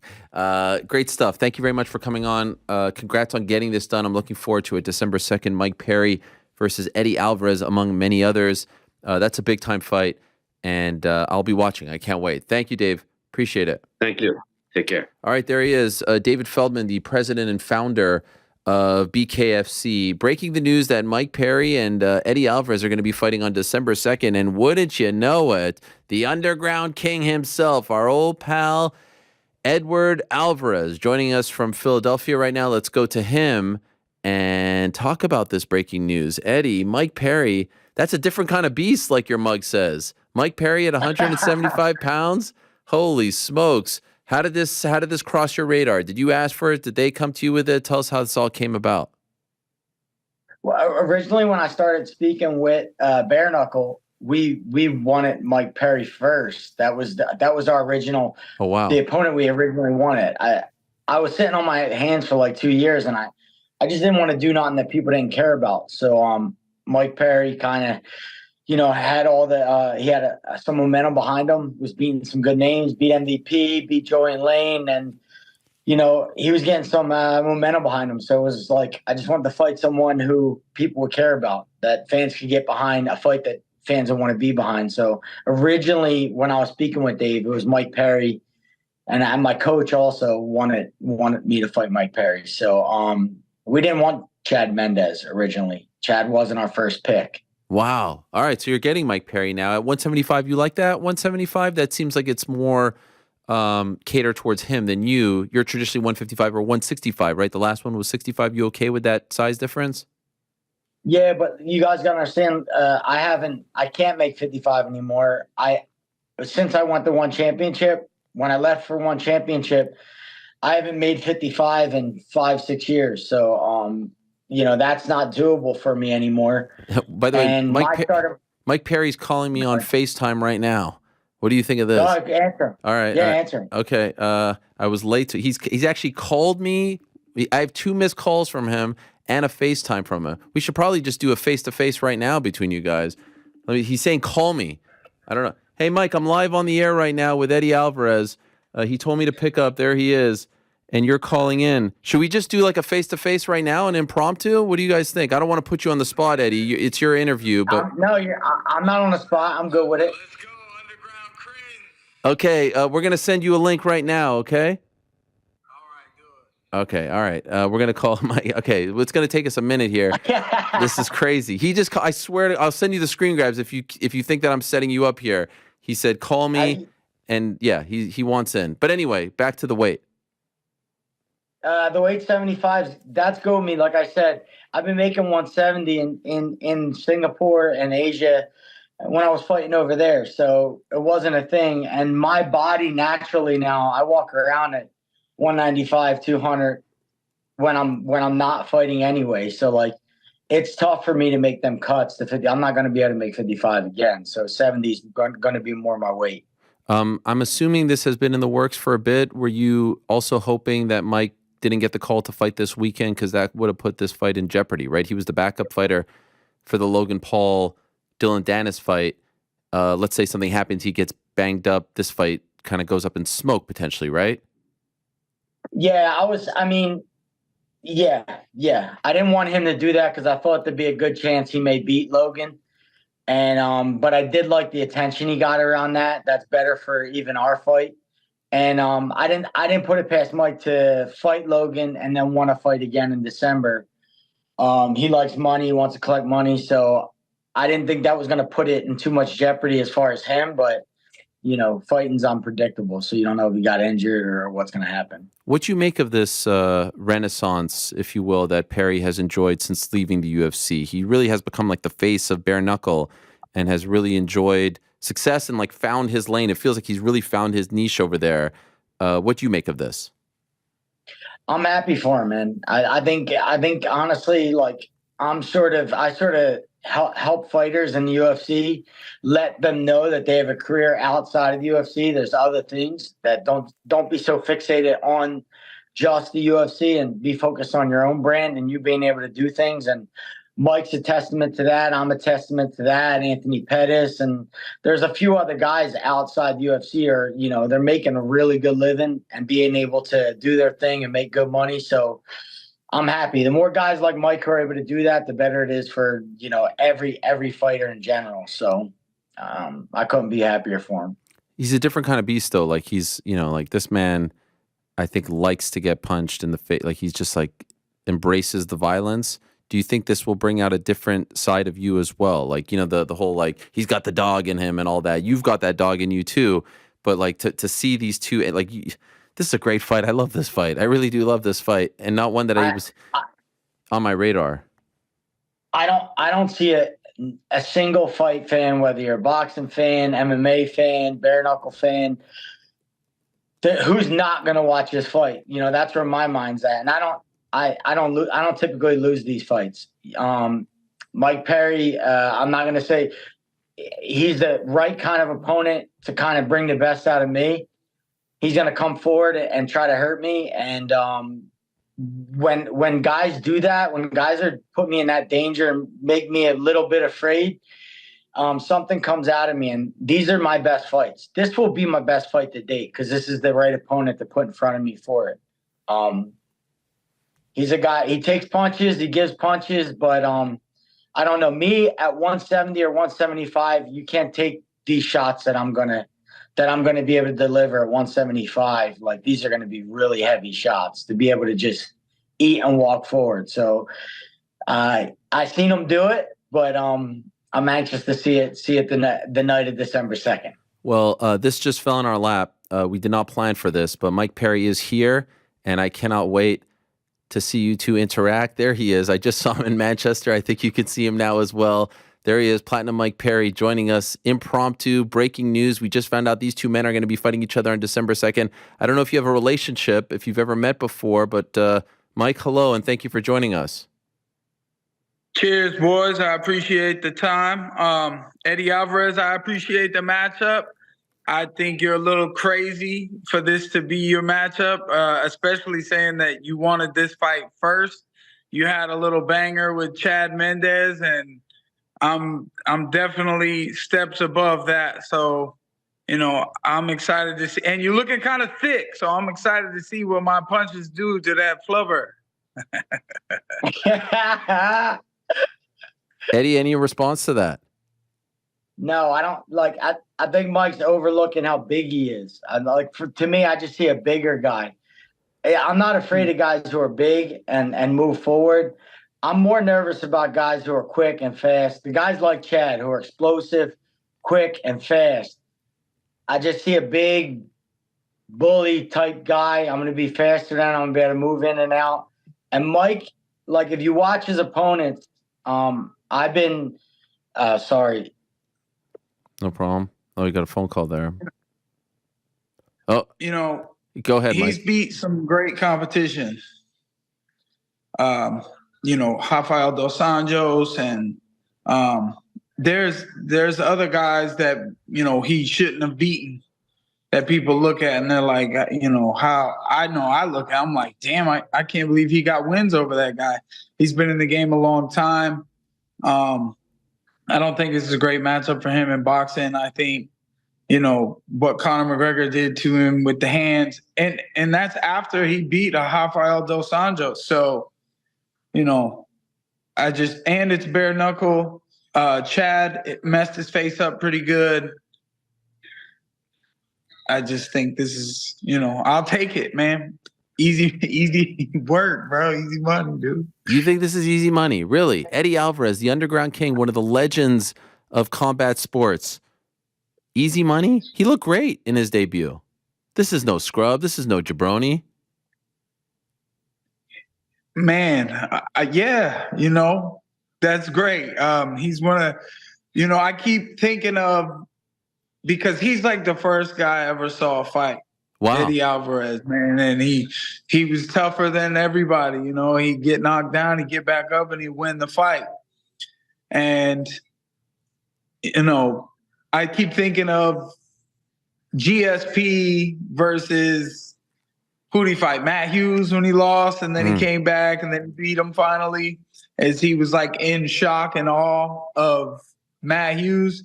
But this is my world, and I'm not going to be in shock and awe. I'm going to shock and awe him. And I don't know how many times he's going to be able to get back up. I think we're being joined by Eddie now. Eddie, are you there? Can you hear me? Yeah, I can hear you. He said easy money, easy money. I don't know if easy money has ever been attached to the Eddie Alvarez name. Is this man looking past you? I love you though, bro. I appreciate that. I'm a fan of you. I'm a fan of you too, Mike. Look, I don't. Thank you. I'm not looking for easy. I am a fan of you. I've been a fan of you, but I ain't. I've never been easy money. He knows that. He knows that's silly to even say. Every fight I've been in this manner, I've won. I've won them all, and I'm gonna lie. The guy's big and scary. He's big and scary to everyone, even to myself, and that's what gets me up at night. That's what makes me excited about this matchup. He's hittable. He's big. He's clunky. He's very hittable, and when he goes against smaller guys, he does worse. The bigger and slower the opponents he gets, the better he does. And I'm not a big, slow opponent. I'm fast, and I'm going to move. I'm going to hit you a lot. And at 175, I don't hit like the lightweight that I used to fight at. At 175, these shots are going to come hard and heavy. It's not going to transfer. I know that you've been in the game. You've been up and down in weight. I know that you and your team are putting together a game plan, and I'm sure that you will do your best to fill that game plan. But the body weight at 170. I was just out in Manchester at 186. I put on more weight for Luke, but I kind of lost that weight. I haven't lifted weights that much. I'm going to be sharp. I'm going to be fast. The video that I posted. You'll be 195 the night of the fight. You'll be about 195. I was about 189, 190 when I fought Luke, and the night of the fight, and he was 204, so he was a little slower, but I took his heavy shot, and then I broke him down, and he couldn't get after me again. So, if you're the one fighting me on December 2nd, if nothing happens and you make it through the camp and you get in the ring, it's gonna be a tough night, bro. And what you think I'm comparable to Luke? You think Luke was supposed to bare knuckle fight? Luke wasn't supposed to bare knuckle fight. You knew that before you fought Luke. That Luke was not a bare knuckle fiiter. No, you knew that. I didn't.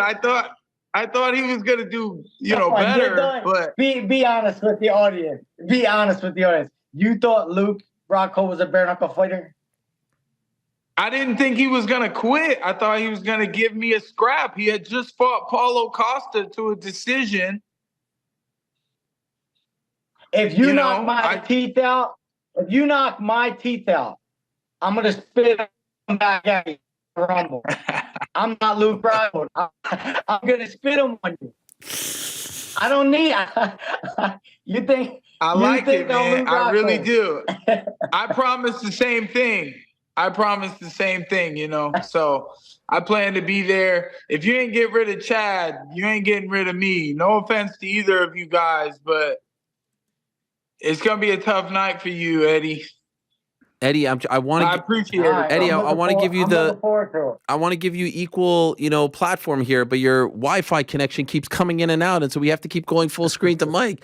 So he's beating you. That's what it's gonna do on fight night. Eddie, what's going on in that mansion? What's going on in that mansion? Can we fix the Wi-Fi? Going in and out. Oh no.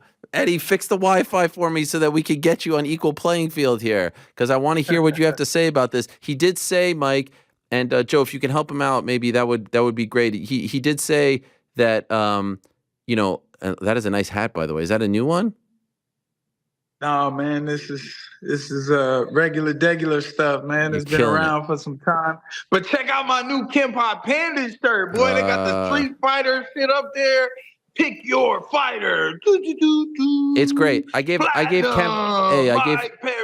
Campai like a shout out, and now they're like replaying this clip. Like, yo, you want to use my image and likeness? Like, you got to pay for that. Like, I was just trying to be nice, but now like 10 clips later, we're stretching it a little thin, don't you think? I mean, now we're trying to, you know what I'm saying? I was just trying to be nice. Yeah, they got clips of you and me. Yes, they're over there in England, and they got the Ken Pie all over. Yeah, I mean, let's relax, guys. Okay, and, let's just chill out a little bit. You know, it's like this. I'm pretty sure they do business the right ways. Yeah, don't mistake kindness for, you know. Hey, it won't be long before the Ken Pie Pandas logo is right on your desk right there somewhere. I'd be happy. They could gladly pay for that. But let me ask you, he said that he's a different kind of beast. At 175, he's a different kind of beast.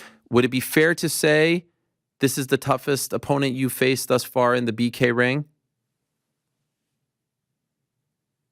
Next one's always the best one.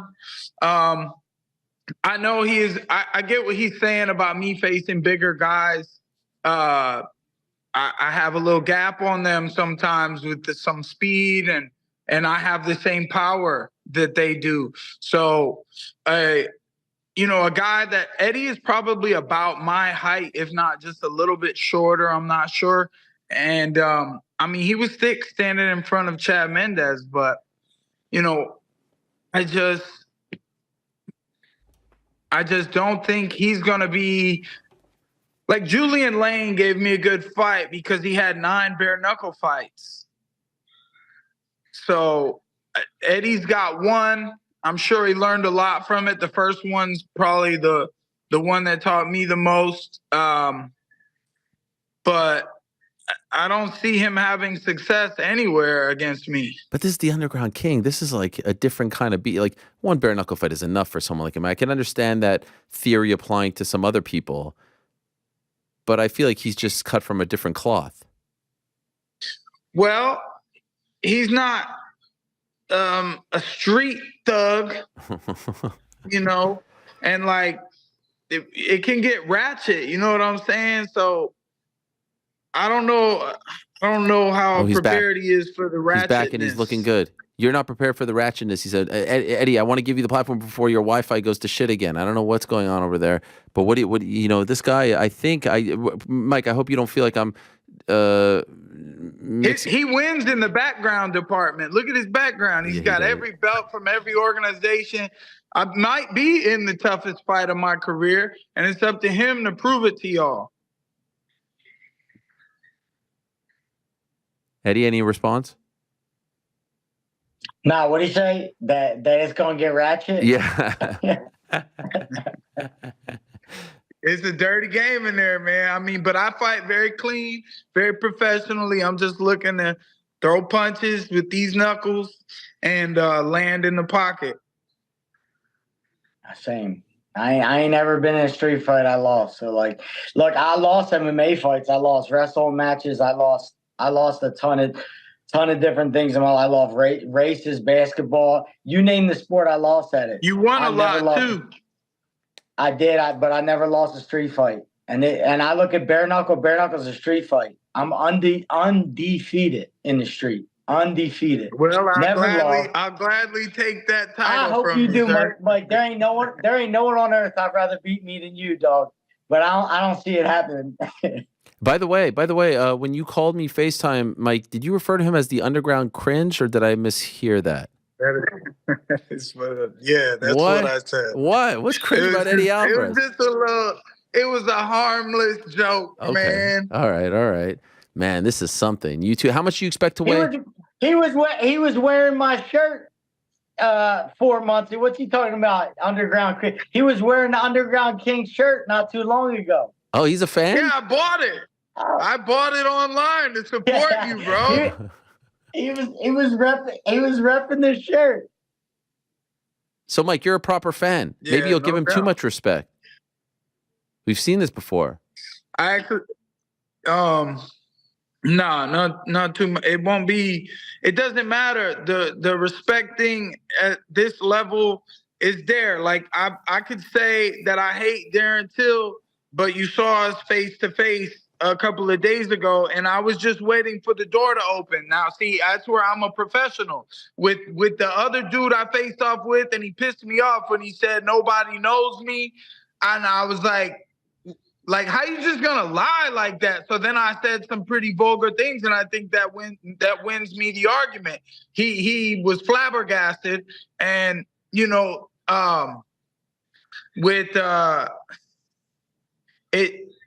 it's not anything about damn, I kind of lost my point. Look, I'm a little punchy. Maybe Eddie will knock some sense into me, and there's no chance he has of winning though. There's no chance he has of winning. No chance. No chance. Wow. It's that simple. I can't recall someone giving Eddie Alvarez no chance before a fight. I mean, I've been watching this guy for almost 20 years now. He's got the dog. I can. You can? Which time? Conor McGregor, dude, he had no chance, bro. Going into that fight? That's not fair. I mean, that's revisionist history. Man, the first minute, and it was after some big wins. I get what you're saying, but that was the Conor that made him. Mike, don't bring up MMA. Mike, don't bring up MMA. You're like a 500 MMA fighter. Please don't bring up MMA. Please. You're like 500 when it comes to MMA. Hey, I don't care, bro. Everybody got the hands in MMA and especially in the boxing. I got the hands. Yeah, so Luke served you up. Luke served you up nice in MMA. You remember Luke? We just watched the Luke fight. You're gonna get eaten up by. You're gonna get eaten up online about that one. No, but Luke serves you up. We watched it today. Me and my boxing coach watched Luke beat you up nice. And so don't talk about MMA. Don't. I won that fight, sir. No, you didn't. No, you didn't. I did. That was I mean, UFC champion, Bellator champion. I mean, you see them all behind you right over there, Mike. So it's. My face was over here. Yeah. And I didn't even feel it, and I was still in the fight. Come on, man. We don't got to talk about past fights. We really don't, because you started that. I ain't started that. You started that. Well, I'm just saying you got boxed up though. Like the hands did you in on that one. He's longer than me. Conor's longer, so you and me are gonna have even reach. Conor McGregor. You're not Conor McGregor. You're Mike. I know I would beat him in boxing easily. I would easily beat him in a boxing ring. But your style is nothing like Conor. Your style is so much different. The guys that I've lost to in the past were guys like Conor, guys who are elusive, quick, move their head fast. They got fast shots. They're the guys that I don't do what. You're the guy typically, yeah. You're my guy. Say it, Eddie. My guy. Say it. Who is he? You're my guy, dude. You're my dude. And that's why we wanted you. This is why we picked the fight with you. You're my guy. You're the style matchup where I'll send you into retirement. I hope so, man. I hope so. I'll get. You're so tired. Mike. You're so tired of doing this shit. I've been tired. Please do it. Please do it. Okay. Okay. Is that part of the appeal here, Mike? Do you want to be the guy to retire the legend Eddie Alvarez? Look, man. I look to perform for myself, to get better every time. Last one, I was so good I didn't even get much of a fight. This one, let's just see if he can make it longer than Rockhold did. Eddie, what is your official prediction? How do you actually see this playing out? I have no clue. I'm not gonna sit here and lie here. I have no clue. And especially with bare knuckle, to sit here like Mike saying, "Oh, I know I'm gonna win." I know Mike don't know shit. Mike don't know what's gonna happen, and neither do I. But we will fight December 2nd, and it's gonna be fucking it's gonna be bad. It's gonna be bad for me. It's gonna be bad for him. And one of us are gonna get a hand raised. But this shit will not be easy money. Will not be easy money. And he doesn't know if he's gonna win or not. He has no clue. I might beat the shit out of him. He has no clue what's gonna happen December 2nd. And that's why I'm excited. Why are you laughing at that, Mike? I like it. Because, man, he can't hurt me. You really don't think no one can. Really? Yeah. Do you feel Not in a one-on-one fight, yeah. Eddie, do you think he's underestimating you? Is this fuel to your fire? Is this what you needed to hear? I hope so. I hope so. You're not doing that, Mike. You're doing. I'm gonna train. I'm gonna train regardless, no matter how much I estimate, underestimate, Overdogs podcast, baby. Shout out, Ken Pie. I'm an overdog for sure. I'm gonna be a huge favorite, and I'm gonna do what the people want me to do, and I'm gonna win my fight. Easy work. Another day in the office. Does this excite you more, Mike, than Logan Paul or Dylan Dennis? I mean, man, that was bullshit. What? I don't even know what you're talking about. This is a real fight. This is where it's at. And props to Eddie for challenging himself because the whole world says that this is my game. I'm looking to back that up time and time again and prove why I'm the best.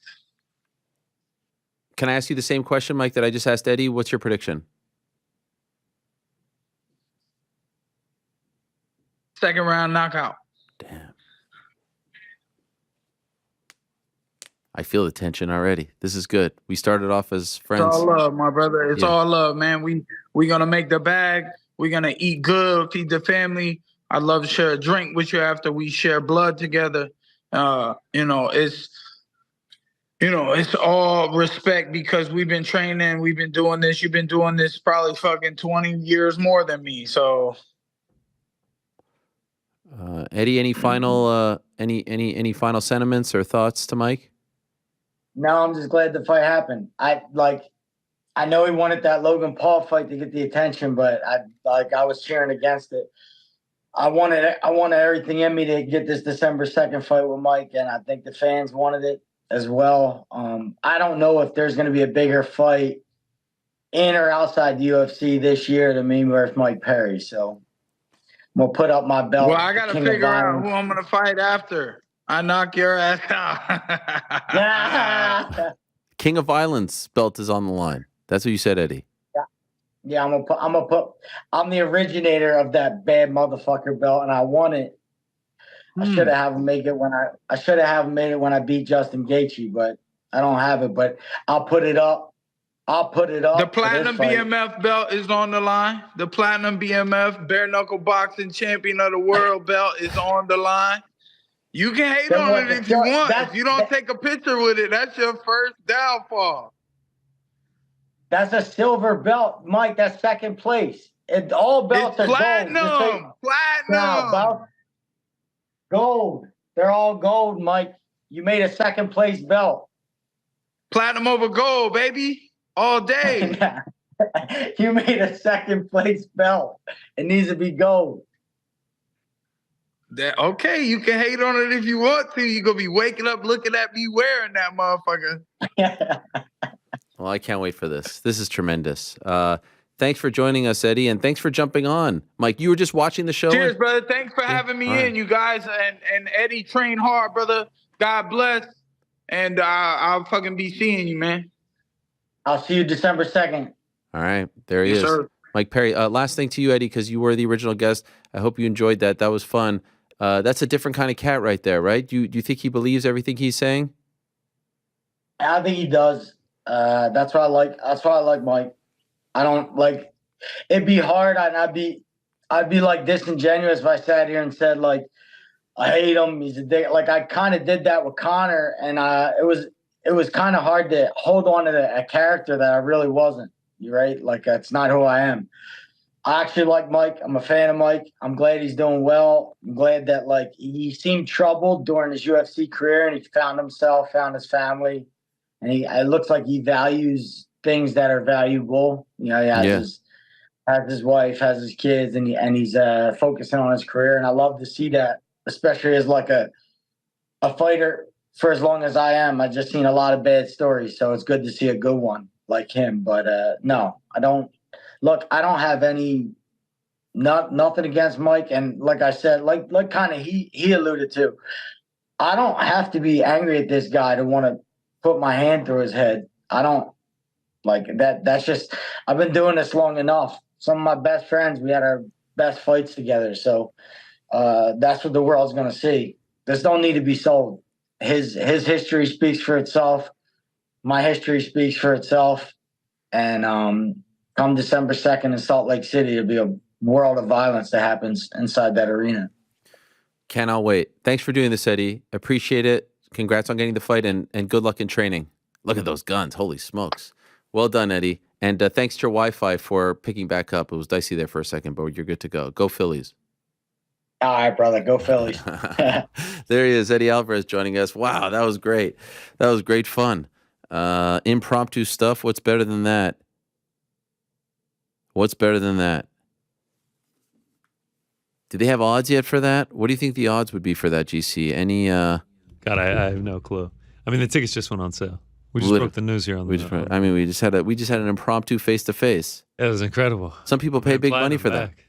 Some people pay big money for that. Thanks to the guys in the back. I know I sprung that upon you in the moment, but I did not plan on doing that at all. I will admit, though, when Dave broke the news and then we had Eddie on, it did cross my mind, why didn't we just do a face-to-face? Because we did that with the MVP fight, which was one of the best moments of the last couple of years. And so it happened. Shout out to Mike Perry for watching live. He wanted to jump in there. So that was a lot of fun. And I'm looking forward to it. Also, the Ben Rothwell Todd Duffy fight, Feldman said Duffy's my guy. Obviously, I've had Duffy on the show for a while, but he was trying to get in with BK after the KSW fight that he had. When was it? In February, I think it was, against Phil DeFries. So I tried to help bridge the gap there. And so, maybe Roadshow, Salt Lake City. Have you ever been to Salt Lake, GC? I haven't, and I actually asked Frank. I said, "Are we going to Salt Lake?" He shut it down immediately. He said no. Why? What do you have against Salt Lake, Frank? I don't know. Not a fan. Really? That's right. I've only been to the airport, so I can't really speak on it. Why? What's wrong with it? I mean, look, we all have opinions. They don't have to. No, but tell me why you're not a fan. They don't have to be founded on anything. You just didn't like it? Instinct. Have you spent time there? I don't have to answer that. Wow. You haven't even spent time there and you don't like it? I think I like Moab out of all of Utah. What, the Mojave Desert?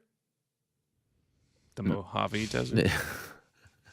No, but honestly, have you been to Salt Lake? Because I've actually heard I haven't been to Salt Lake. What? And you don't like it? Yeah, like, isn't that weird to have an opinion about something that I shouldn't, but I still do? Yes, that is weird. I've been spending too much time on Reddit. You know yourself. Do you think it's time for us to drop the Bluebird? Yeah, we can move on to the X. It's so weird. I'm all right with it. I was hoping that they would switch. It just doesn't. Every article it says like X, formerly known as Twitter. Do you think they'll ever drop? Do you know what I've noticed? What? Like for the longest time, because I don't have Twitter on my home screen. Okay. I actually search for it. Wait, you browser Twitter? No, I know what you mean. Like on I my do phone. the same. You have to search on your phone for it. I search on my phone, and I could usually just okay. type in TWI, and then the X icon would come on. They got rid of that.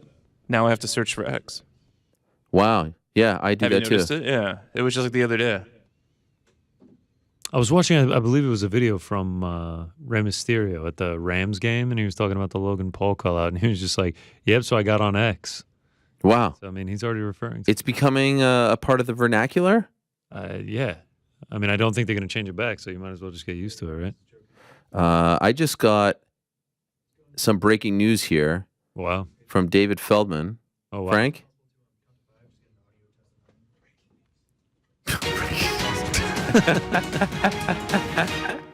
Corporate Alex there. Yeah, that was amazing. I love that.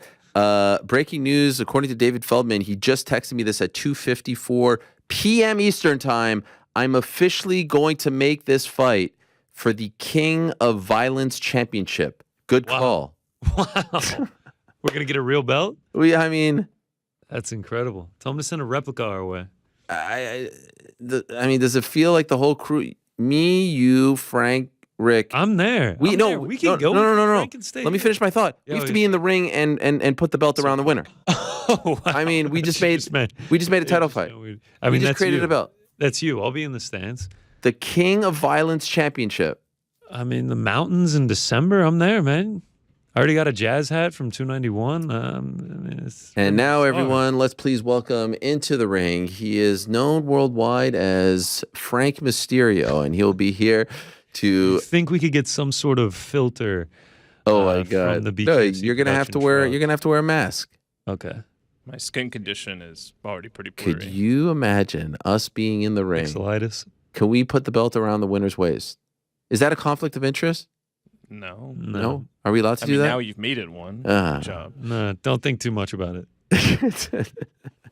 I mean, Frank can do the belt around the waist. I'm free on December 2nd. I'm free. Are you guys free? I got nothing to do. Salt Lake City. Let's do it. Are the Jazz in town? I'm booking my hotel right now. Just like Frank with the Luxor? Shout out to the Luxor. Best hotel on the strip, best hotel. Well, someone asked Rick if he's available because, like, let's see. Oh, what do you know?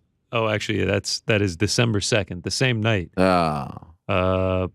They're there November 30th. Nope, Minnesota. All right. Only December 2nd. That's okay. Yeah, that's all right. They got other stuff in Salt Lake. All right. Well, I look forward to that. Beer. Yeah, the King of Violence Championship. What's more prestigious, the King of Violence belt or the BMF belt?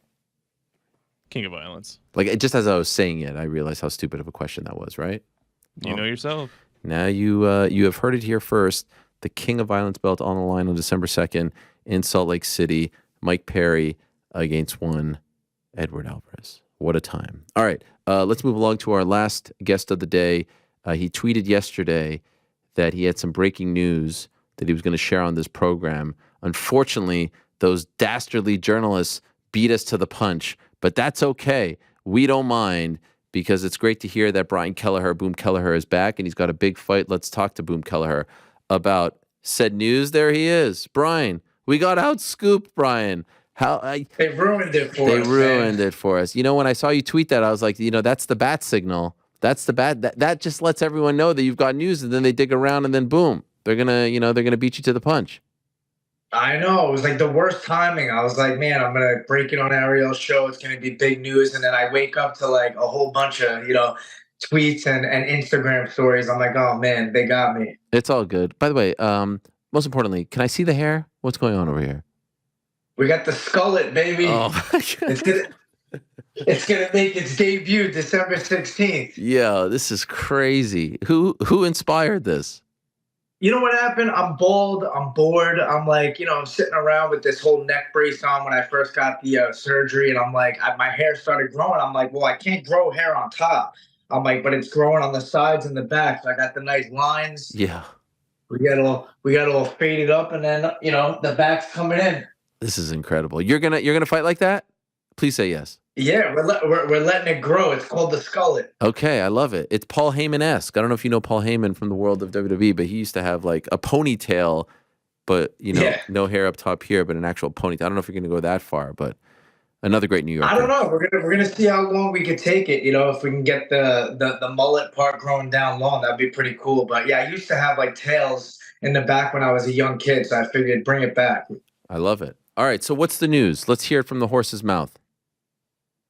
So, it took some hurdles to get through, and Hunter actually texted me and said I was officially cleared, which was amazing to hear because I didn't know really where I was going to be. I was kind of up in limbo thinking it might all be over with the UFC, and then I honestly got the best opportunity there is to make a comeback, and I got a fight with Cody Garbrandt on December 16th, T-Mobile Arena on a big pay-per-view card, so I'm excited. This is incredible. Former champion, huge name, well-respected fighter on the last pay-per-view of the year, a massive card.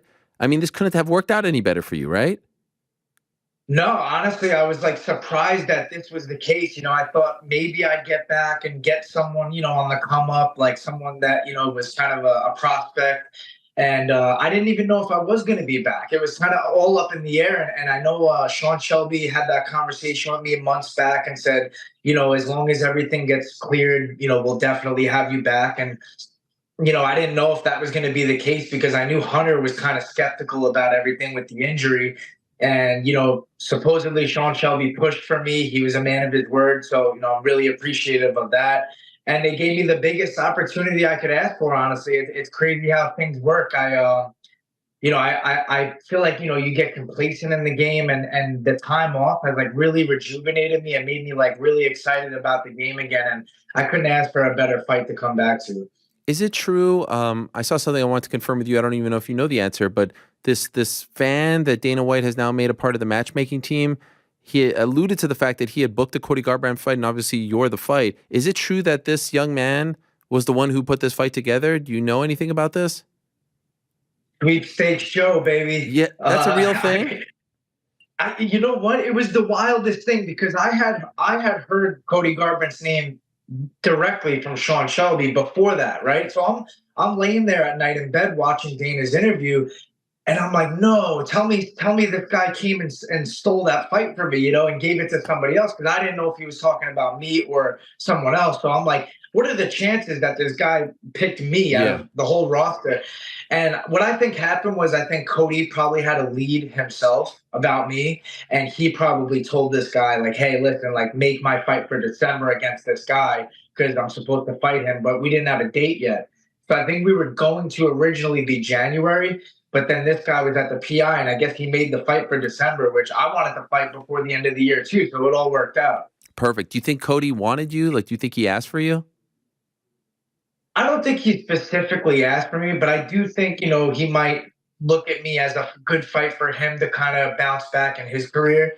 I know, he's had some tough losses, and then he had that kind of lackluster fight against Trevin Jones. And so maybe he looks at me as like a good kind of, bounce back and get back in the win column type of thing. But I don't know. I don't think he was really, selecting me specifically. Okay. Now, correct me if I'm wrong here, but I do see it like what appears to be a scar on your neck. Is that as a result of the surgery? Yeah, so they go through the front actually when they do the fusion. Okay. So yeah, this is just a scar from the procedure, but it takes a long time to go away to heal. I haven't really been putting any stuff on it, and I've been out in the sun a little bit, so that doesn't help. But yeah, that's just a scar. Nope. Okay, when did you have the surgery? Do you recall the day, the month? Yeah, so it was May 25th, which is actually pretty quick of a recovery. I expected to go this quick, but yeah. Did they expect that? Did they tell you there was a chance you may fight this year after having the surgery? Well, at this point, 5 months ago?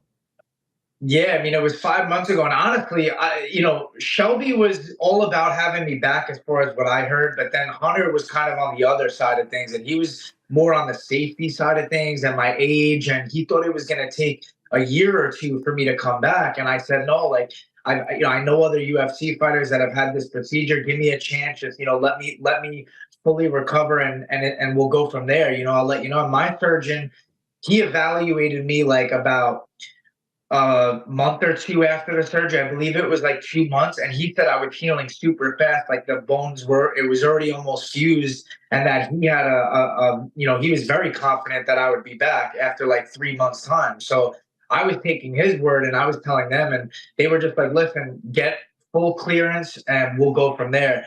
And I didn't think Hunter was going to allow this, but they were willing to give me this chance and a big chance. So I'm excited about it. When did you get fully cleared? So I got fully cleared by the surgeon about a month ago, or a month and a half. Okay, and how does it feel? Like, have you sparred? Have you done everything, or are you a little still? Yeah, no, I feel like a whole new fighter. I feel like I was dealing with this for years, to be honest with you. I mean, I hurt my neck originally probably over like 3 years ago, where I remember like really hurting it, and I didn't get an MRI or anything. I just kind of took the time to like get my strength back, and it was honestly worse at that point than it was right before I got the surgery. It was just the fact that the UFC saw my MRI and were like, we can't let you fight unless you address this. So now that I'm fixed up, I feel like a whole new man, you know, and it's been holding up good in the gym. I've been testing it out, and I feel great. I remember speaking to you before you got the surgery. You were very down, and I think you were wondering if your career was over. How down did you get? Like, did you really start to believe that it might be done? Yeah, I mean, there were a lot of long nights where, you know, I was kind of wondering what my future was going to be, you know, and you know, the UFC is everything to me. Like, I want to end my career with the UFC, and I know that. So I was like, man, I just hope it doesn't end this way. And I was, you know, keeping my faith up, you know, trying to pray and just like manifest that I would get back and you know, get back in a big way. And it's crazy to me how this came about. You know, I really didn't expect this kind of opponent, but this is a real true chance for me to kind of erase my whole entire path with the UFC and start completely clean. Like, I beat a guy like Cody Garbrandt, and, you know, the sky's the limit for me where I'm at, you know, as a free agent after this. So I'm excited about it. So this is your last fight on the contract? Yeah, this is the last fight on the deal. So do or die for you. Do you feel that way? If it doesn't go your way, it may be it for you in the UFC.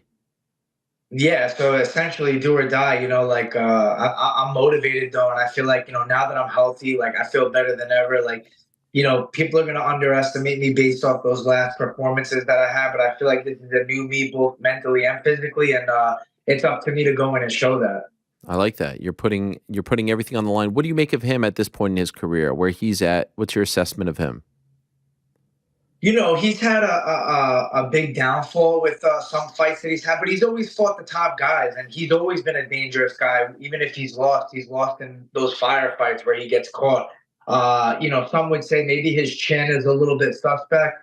I'm going to go in there and test that, honestly, you know, but I'm not going to look at it as, oh, I have a diminished Cody Garbrandt. You know, I'm going to look at it as I have the best guy that came off that Dominic Cruz performance, you know, because I find him still dangerous. He's still fast. He still has power, and I'm sure he wants to make a statement as well. He looked good in his last fight, got a win.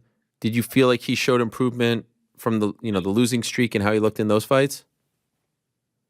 I don't think so. I feel like Trevin Jones was very hesitant in that fight. I feel like they kind of both were a little bit. He looked comfortable, but sometimes you feel comfortable because the opponent gives you no threat. And I feel like Trevin Jones didn't really go at him and give him that threat and showed him a little bit too much respect. And I feel like the way you beat Cody is you show him no love. Wow. Pardon the pun. Well done. Any rap songs written for this fight? I mean, it's a big one. A lot on the line. Neck surgery, no love. I mean, I feel like there's a lot to work with there. Skullet. I feel like I fail you every time with this music stuff. I gotta write something good, you know. Maybe for the post fight win on the mic. That's a good time to. You break out a freestyle. That would be incredible with the hair. Superstar. Yeah. By the way, can I ask you a question? Yeah. Above your right shoulder, who is that? Is that a women's fighter? No, on the side of the wall over there. Is that someone with their hand raised, or is that you? It looks like they're wearing a shirt. No, over here is me, all the way up on the wall. That's me from my first amateur fight ever. It was at Foxwoods. Oh wow! Are you wearing a shirt? Are you wearing like a gi or something?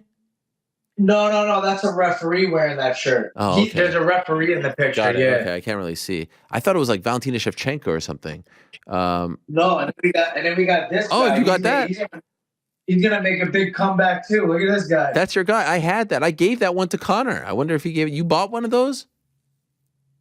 No, they sent me this. They sent me a couple. That's incredible. That's a great card that you're on. He's not on it, unfortunately. But you're on a great card there. Last pay-per-view of the year. And then hopefully I could fight this guy after I come back and make a big splash. You know what I'm saying? Man. Yeah. You kind of look like Marab with crazy hair. Now that I look at it, right, with the beard and everything. I know. I need the jacket. Yeah.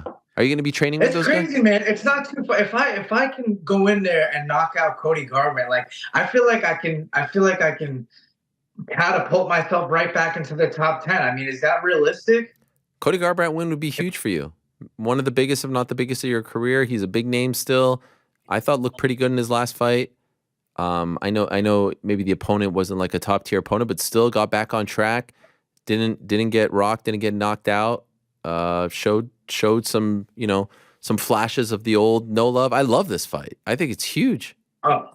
It's great. Yeah, I'm excited. And also this guy, like, he doesn't like to fight top contenders. So like, I feel like I'm in the running after this fight. You think he beats Cheeto? Man, I think Cheeto's gotten a lot better over the years, and I think the fact that he has that win over O'Malley is like a big feather in his cap, I think, for confidence going back in there with him. I mean, he did get somewhat lucky with the way it played out, but I feel like he was doing well. He was landing a couple of good leg kicks, and that was what caused it. So I think he can do the same thing. If he chews up the leg, he can definitely slow him down. You've moonlighted as MMA media. You've got great takes. So can I ask you, Edwards Covington, main event of that card? Who do you like?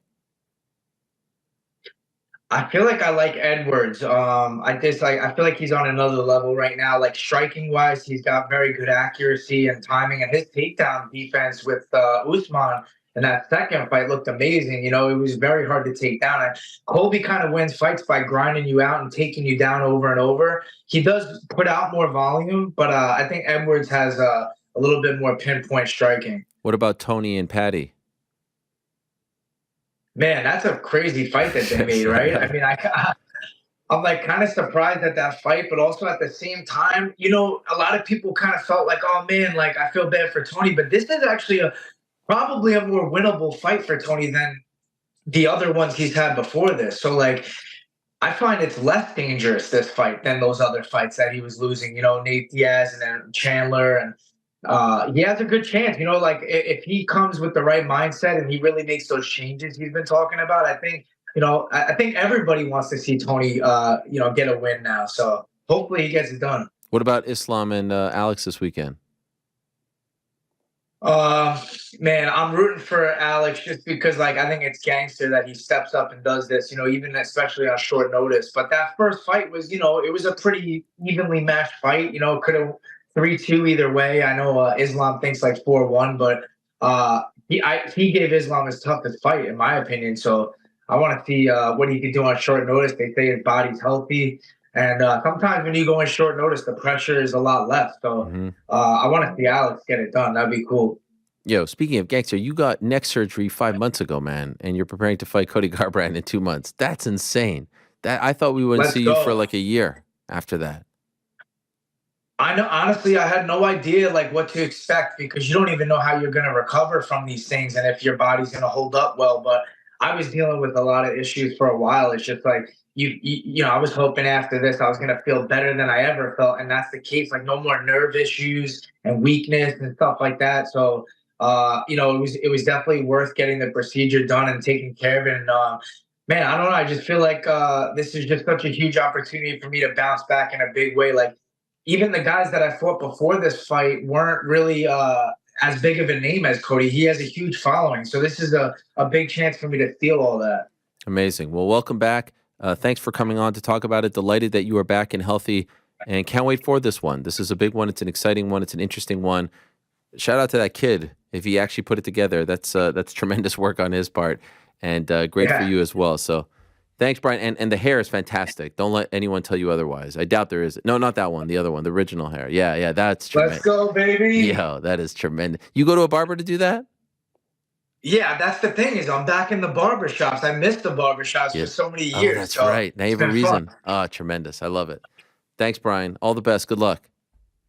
Yeah, thanks a lot for having me on. I appreciate it. Anytime. There he is. Brian Boom Kelleher. New hair and all.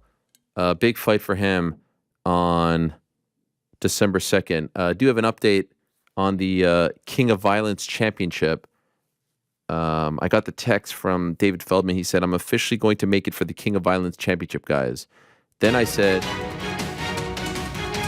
thank you. Then I said, can I say that? This is what I was talking about, good journalism. Sometimes people forget what's on the record, off the record. He said, yes, you can. So, we're on the up and up. I don't want to jump to any, conclusions. I don't want to jump the gun or anything. Now he has since texted me at 3:00, so 14 minutes ago, do you want to present the belt? So there we go. I mean, where's that meme of the guy like this? He goes, this guy? Who's that guy? That was Kevin. You know the one I'm talking about, right? Oh, yeah. He's the one, this guy. Who's that guy? You know that one? I don't know who it is. GC, you know the guy, right? Oh, yeah. it's that one guy. What is going? Is everyone just taking breaks in the middle of the show? What's happening? What's going on? People have to run to the bathroom, man. Giga Chikadze is going to be fighting Josh Emmett at UFC 296 as well. That just came out per press release. I mean, what a lineup this is. Casey O'Neill against Ariane Lipsky. Randy Brown against Muslim Salikhov. Aldana against Karol Hossa. Garbrandt against Kelleher. Jacoby against Menefield. Emmett Chikadze. Luque Machado Gary. Ferguson Pimblett. Rachmanov Wonderboy. Pantoja Royval 2. Covington Edwards. It's a pretty solid way to end the year, if I do say so myself. That's a great way to end the year. That's December 16th. December's going to be lit, guys. December is going to be lit. December 2nd, we got this Perry versus Alvarez fight. You also have the return of Ryan Garcia. December 9th, we have the Devin Haney Regis Prograis fight. They had a great back and forth yesterday at the first press conference. Even saw Eddie Hearn take a picture with the great Stephen Curry. And then we've got December 16th. And then, of course, we have the biggest fight of the year on December 23rd. Eubank Ben. Biggest fight of the decade. I was wondering. That's right. Yeah, I see. Century. I was wondering. GC, you were just in the bathroom. You missed. Thank you for catching up, honestly. Yeah. Wow. They said bathroom? I don't know where you were. You were somewhere. Look, man. Yeah. I asked you to weigh in on something. And important business. But yeah. Who knows? What were you doing? Dealing with important business. Okay, well, Feldman has asked me if I want to present the belt. Oh, my God. We're there then. We're there. Oh, my God. Isn't that incredible? Yes. What? I see someone. Oh, yes. I see someone on the chat saying, Sean, thank you, Sean. Ariel isn't even violent. Isn't that the beauty of it all? The most anti-violent person presents I could see. The pacifist presents the king of violence. Oh, my God. I love it. Wow. Should we do it? And he's definitely being serious. What? Yes. Rick, is this a conflict of interest? No. Unless you are declaring now that you're not going to do your duties as an objective participant and award the belt to the rightful winner. Well, you know. They announce one winner, you take it to. And then I just go. You know what? Yeah, I mean, unless you're going to heal off, no, there's no conflict here. You're just can't get paid as long as we're not paid by the promotion. We're good. Yeah, we're right? not getting paid by the promotion. We're just showing up there to present the belt. By the way, can we just talk about the ridiculousness of the visual that the first BMF title was presented by The Rock and the King of Violence bare knuckle title would be presented by me? I mean, that's pretty incredible, right? Yeah. Yeah, and it's going to be like a bloodied Mike Perry and Eddie Alvarez after getting into a war. And it's just you're just like, here you go, guys. In my plaid shirt and my my cardigan. Tips. Do I do 3 strides, 2? What's the best way? Yeah, that would actually be, that's going to be a crucial moment if you can properly Velcro it on. Thinking back on the fact that The Rock did award the first one actually makes me more feel like yours is not that far a departure. The Rock is not actually a badass. He's just a wrestler and an actor. Yeah. He's not. How many fights has he been? You're fine. Yeah, you fit fine there. That's fine. You're at least on par with The Rock in terms of badassery. So I think so. We're okay there. Also, my arms are almost as big as his, For sure. Mm-hmm. I mean, just as good on the mic. Arms are, I mean, the bank account. The starring in movies we can talk about. Brandon has a great idea. MMA Hour live from BKFC weigh-ins Friday, December 1st. Now we're talking. Book it. On a serious note, though, Eddie Alvarez versus Mike Perry is wow. None of what we just said was serious to you. Yeah, what the hell? That's right. No, I mean, come on. We could stop playing games here. Truly, the actual fight on paper. You know how everybody was whining and moaning, well, Dylan Dennis versus Logan Paul didn't end up to be an actual good fight. Wow. Newsflash, geniuses. Anyway, Eddie Alvarez and Mike Perry is an actually really good fight. Well, the build-up will probably also be really fun. I mean, as we saw with them both here on the show today. So yeah, I'm excited about it. That fight is sick. Well done to BKFC. And shout out to Eddie Alvarez, who said he wanted that fight first up. Yeah. Now, I'm glad we got the Mendez fight because Mendez versus Alvarez was also amazing. That was an incredible fight for BKFC. And now we get Perry anyway. So yeah, good job all around by everybody involved.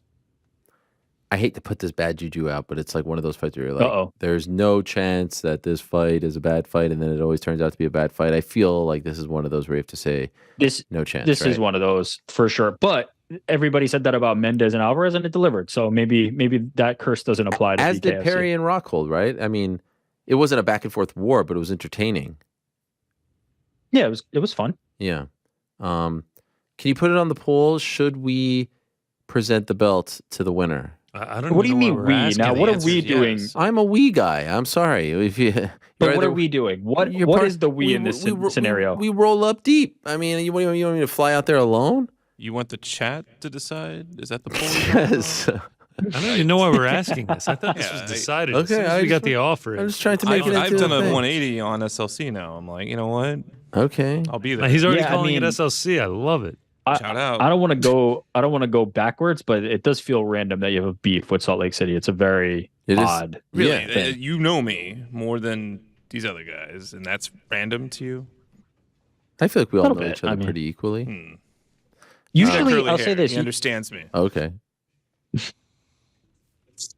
What are you that going to was say? funny today, actually. I was going to say, usually Frank's pretty grounded in reality and objectivity. I feel like he usually has reasons for something. Maybe he's just not comfortable disclosing bad experience that he doesn't want to talk about. That's fine. Now you've got me in the chat, reading the chat. There's this one guy. I think it's the same dude every time. I believe it's AL.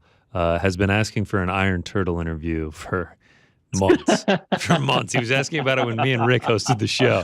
I mean, this guy has been banging the drum for an Iron Turtle interview for God knows how long. Am I exposing myself if you say you don't know who that is? Yes. What? Who's Iron Turtle? I'll say this. I don't think it's like one of the most well-known nicknames. But he's fought a lot. Oh, really? He's fought a lot in this era. Come on, this is not. I mean, this is not a household name. The Iron Turtle. No. He's just 17 not a household name for casuals. Yeah. His last fight was Are we revoking your right to wrap that belt around them now? At this point, the Iron Turtle, really? How can he be the king of violence if he doesn't know? If you don't know the Iron Turtle, I'm not the king of violence. I'm just the guy straight giving finishes. When are we getting the interview, bro? Yeah, no, I'm working on that. Banging the Can drum. someone call South Korea right now? Maybe we. The day you drop that graphic and the Iron Turtle's on there, this guy AL is gonna have the time of his life. Legend, absolute legend. All right, let's get to the questions. I feel like there's things that we need to answer. Time now for everyone's favorite segment of the week. It is time. It's time for a good old-fashioned Q&A, MMA fans. Where'd you put the questions, Frank?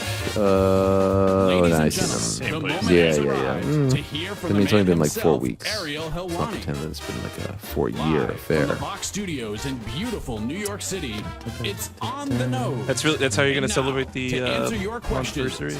get out of your seats and Been on your 4 feet weeks. because here Well, he it is. confused me because you titled the document 10/16/2023, but it's 10/18. So I thought maybe this was for Monday's show.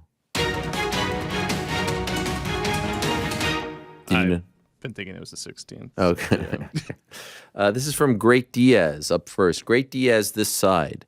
First of all, appreciate you being part of the influencer boxing card. It makes the event much more familiar for MMA fans like me. That's very kind of you. Second, with all these talks about UFC 300, how would you build a real... Can we stop with the UFC 300 questions, Frank? I mean, come. How many times am I going to answer UFC 300 card questions? Seriously. I feel like I've answered this 10 different times. If your answer's going to change. Jeez. If you truly... guys, have we answered the UFC 300 card question at least 5 times now? This is what's leading us off with everything going on. This is the one? Frank, you were on such a roll, Frank. Does anyone... You're just going to throw the baby out with the bathwater. This is it. I might even cancel this whole segment. Rick, who do you want to see headline UFC 300? I think I've actually answered this 10 times. don't care. Like, honestly, anything I say now is subject to change. It's too early.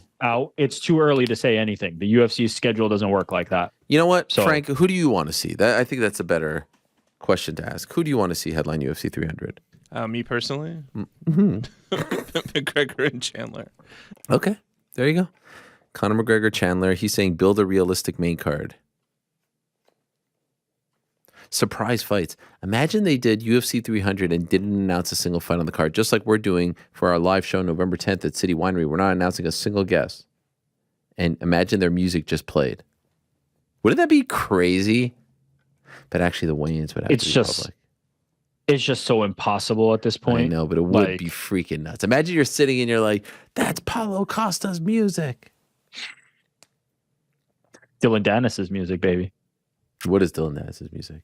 Yeah, I don't know. Well, that's what I was going to say. What is anyone's music? I feel like there's only a handful. I mean, of there's a few people. Yeah. A few. Yeah. Yeah, whatever. Okay, so fine. Even if you don't know the music, like the moment you see them walking in, you're like, oh, shit. Be crazy. Here's freaking Volk, and there's Ilia Topuria. Wow. Something like that. That would actually be crazy. Maybe not on UFC 300, but if they just did a pay-per-view or by the way, like a little mystery box. Yo, if the Apex cards were a mystery box card, it'd be way cooler. It'd be way cooler. Now, that would eliminate betting. You couldn't bet on it, but it would be live betting, micro betting. Well, nah, I mean, that's betting. Jennifer Maya's music. And who is she going? She's pacing the cage. She's waiting for her opponent. Oh my God. They actually made it happen. Viviane Araújo. Are you kidding me? Pandemonium at the Apex. Wow. I mean, like, could you even name like Ilia Topuria's music? No, but it'll be something. I think he comes out to something Spanish, no? Let's see. I don't know. Like, I know Volk's music. Oh, yeah. I'm coming from a land down under. That's it, right? Yeah, they're like, when I really think about it, that like might be. No. McGregor's obvious. Izzy doesn't have. He changes it up. Yeah. I like Alex Pereira's got some like, it's like a. Oh, imagine. Tribal. What's O'Malley's music again? The Superstar? Oh, yeah. Imagine that hits. Oh, my God. Sean O'Malley, Merab Dvalishvili on one day's notice. Well, Dvalishvili would be the blue corner, so I have no idea what song he walks out to. Imagine the freaking Hawaiian kickboxer plays. There's Max Holloway. Are they doing this like the voice that you're like the Are they doing that for every single one, or is it like it would only be the so big exciting? ones? Or it would be so exciting. There's Henry Cejudo, and who's he gonna face? It's Corey Sandhagen has music, right? And he then has DJ's music. hits. I don't know. I feel like he has like. Doesn't he have a song, Corey Sandhagen, or am I crazy? Probably, but like I don't know. It's just I don't know many of these guys' songs by heart. And then the craziest lighthearted music hits, and you know it's tied to Ivasa. He's coming down. Oh yeah, Celine Dion. My Heart Will Go On. What's Jones's music? Yeah, Jones had some music. The Champ is here. Oh, could you imagine? Yeah. The Champ is here. And then you know what? Obviously, this is not going to ever happen for a laundry list of reasons. But what would be interesting is you don't really know who's the main event. So let's say it's up to the co-main and you think that's the main event, but then Jones's music hits and there's actually another fight and it's a bigger fight. That'd be pretty cool. What's the one song that would elicit the biggest pop? Would it be Connor's music? Anderson Silva, Ain't No Sunshine. Not Connor. That'd be pretty cool. Not the Foggy Dew. If that hit, I mean, it's the Connor for sure. Come on. If you don't know who's on the card and you show up to this thing and then you hear the Foggy Dew and it's just like, I mean, the whole place would go insane. Yeah, but what if then it's Ian Gary? What if Ian Gary just pops out instead of Connor? He's not gonna go out to that. I feel like you gotta associate the music only. No, Ian Gary goes out, the place would the place would boo the fuck out of the place. Out of him. Somebody could do that as a troll. They could come out to Connor's music and they're just That's like not bad. No, you would get booed. You would get instant heel heat. Yeah, heat. It's not bad. What if it's zombie, and he freaking comes out? Oh my God. What if it's Zombie coming out, but he's acting as manager for the Iron Turtle? All right, this is so pro wrestling now. It's just ridiculous. By the way, there's a guy on Twitter named K-Rot, who says he wants to be the translator for the Iron Turtle interview. Just got this right now. So. Shout out, sign him up. That's gonna be a big number. Special edition Tuesday show. Oh yeah. By the way, I was a little hard on Great Diaz, but it did turn out to be a fun question. So what about the first part of his statement? Oh, it was very nice. Okay. Is that why you kept kind it? of glossed over that? No. You know, that's classic human nature, right? Like To just we ignore fixate. the nice part? Yeah. No, that's on me. That's on me. Thank you for leading off. Remember that when you go into the second question. Dubinsky, Ariel, do you think the UFC will always be the powerhouse that it is today? Will it continue to grow and be the MMA leader? Or could you foresee a different promotion ever taking the lead? P.S. I love New York Rick's takes. Always hits the nail on the head. Wow. How about that? There he is. I mean, what more needs to be said? Legend. I can't, unless some disaster happens, some shocking turn of events, I don't think that we will see for a very long time someone overtake the UFC. Something truly unfathomable, something catastrophic would have to happen. And even if something catastrophic happened to the UFC, like a serious injury or like I don't even know what could be truly there would be a trickle-down effect to the rest of the sport because they are the leader. They are the Kleenex, the Xerox, the gold standard. They are the brand that everyone associates. They're the leader. They put on the best fights and the best like. There's just it's going to take a real. It would be like, is the CFL going to overtake the NFL, or is the XFL going to overtake the NFL, or is the EuroLeague going to take over the NBA, or is I don't know, is MLS going to take over Premier League? That might be the best example of them all. It's just not going to happen anytime soon. Finn, hi everyone. Question for GC. What are your thoughts on live betting in between rounds and the like? Also, I thought you might appreciate that I was recently paid out $100 after I bet the Costa Chimaev fight wouldn't happen immediately after it was announced. You're a fan from Norway. What about that?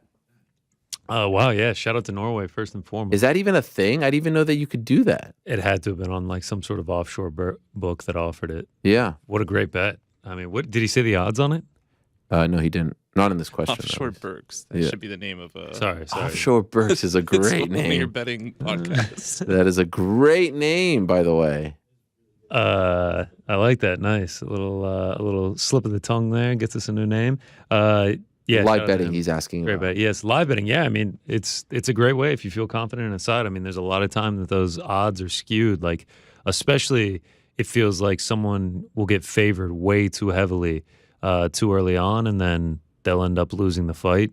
So yeah, I mean, like it's a great option if you can pay attention. Like it takes a lot of effort to like have it up and like know when to pull the trigger. Like it can be difficult, it can be tricky, but yeah, if you're good at it, like you can really, really capitalize. Isn't that what better is, by the way?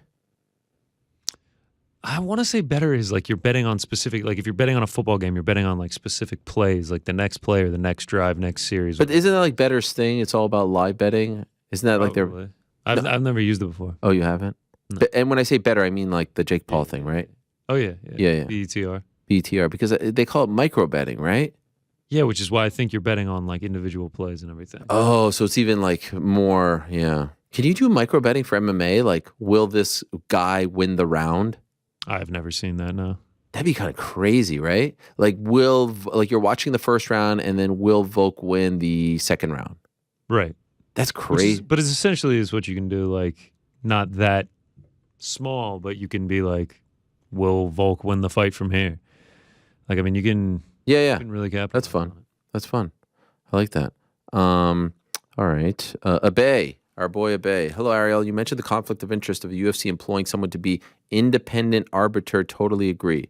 And by the way, there's more to that. Like someone even sent me on the UFC career. This is about the drug testing thing. First of all, one thing that I may not have mentioned, any situation, I think I did mention this, but any situation, even with this guy, George Piro, who seems like, a bastion of ethics, truth, whatever, the fact, like, forget the ATT thing. If he is being paid by the UFC, there's an inherent conflict of interest. Anytime the UFC or any entity is paying, even though the intentions are good, and even though it's better than anything else that any other fight promotion is doing, it's still a conflict of interest. It still is. Ultimately, they're paying the entity. They're cutting the check. That's just like money affects things. So anyway, it seems to me the UFC wants to move away from strict liability and adopt a system based on discretion and whether they believe a fight's intended to gain an advantage. Hunter Campbell spoke about judging if a fighter intended to gain an advantage or whether they received the benefit of the substance they take. I mean, it's so hard. This kind of reminds me of like when they determine if a and if an illegal strike is intentional or not. It's almost impossible. But anyway, he also told several stories of fighters that he strongly believed didn't intend to take what they tested positive, and referenced whether anyone really believes Diaz would use PEDs. No, I don't think anyone does, but it was in the substance that he took, and, you know, I don't know. Should it be stricter or should it be less strict and more lenient? There's an argument to be made. It's a tough gig. It really is. It really is a tough gig. There are some people who say take whatever you want or should take whatever you want. There's some people who say there shouldn't be a 6-month testing period, and I've never really. It's not my domain. I always found it weird that like someone like Conor has to do the 6-month thing, but if they sign me to fight this weekend, I'm not 6 months in the pool. So where's the difference there? So anyway, he also told several stories. Okay, yeah. Shouldn't this be relevant? Seems reminiscent of Simon Jordan's criticism, shout out, of the idea that Matchroom could provide their own testing through drug-free sport, particularly given how convinced Hearn was that Ben was innocent. Yeah, of course. Of course the promoter is going to try to back their stars. There's so many conflicts here. Now, again, I will reiterate, doing something is better than nothing. Anytime. I would love to see things changed. I would love to see the fighters have more of a say. I'd love to see them be able to speak up about when they're tested, how they're tested, how many times they're tested, et cetera, et cetera, et cetera.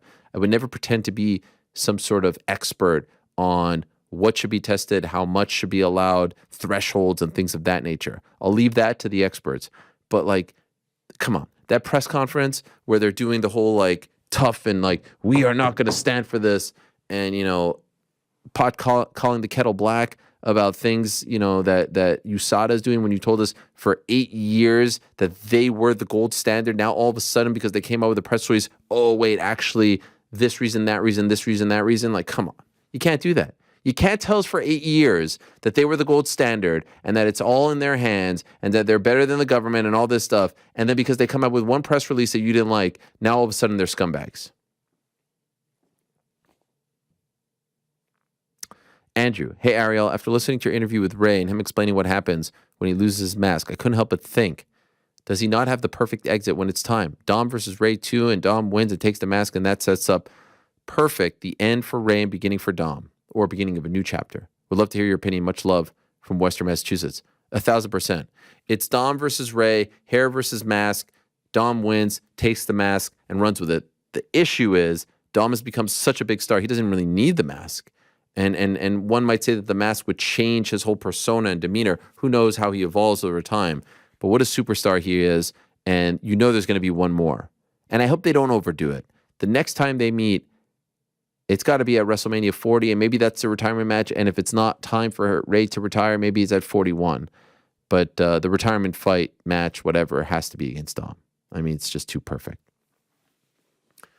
G. Hi, Ariel and the team. Love the show. As someone who wants to be one of the best interviewers in the game and in sports, do you ever worry when interviewing through a translator that your tone or the intent behind the question won't translate into another language easily? Has this ever affected, or has this ever led a relationship with a fighter as they felt your questioning came across in a way that you might not have intended? No, I've never had that happen to me, and I don't really think of that. The only thing I think of when it's a interview through an interpreter or a translator is like it doesn't flow as well, right? You ask, they receive the question, they translate, person answers, then it's translated back to me. It just takes a little bit longer, and things get lost in translation, emotion, feeling, things of that nature. That's my only concern, but not things being misinterpreted or like things getting lost in translation, so to speak. Shout out to GC for his Retro United kit. Bit so much the city merch. Cheers, G from Glasgow. You got a lot of heat for that. Dare I say maybe like the few times you've ever gone true heat, GC, for this flip-flopping. Yeah. I expected it, though. I welcomed it. No, you know what? I saw that, and I give you a lot of credit. Even our friend Alex Hainsey, he was in the comments. Listen, that guy can make promos. I mean, it was, but when it comes to leave the fashion advice. Yeah, when it comes to football, I mean, I support the city of Manchester. Yeah. When Manchester wins, I win. Is there like who's like the rival team in Georgia to Georgia? It would be like Georgia and Georgia Tech. Would you ever do that? No, absolutely not. Never. I mean, if I saw someone do it, it would be blasphemy. You would hate that. Yeah. So I see why they got bothered, why they hate it, but I don't care. Okay.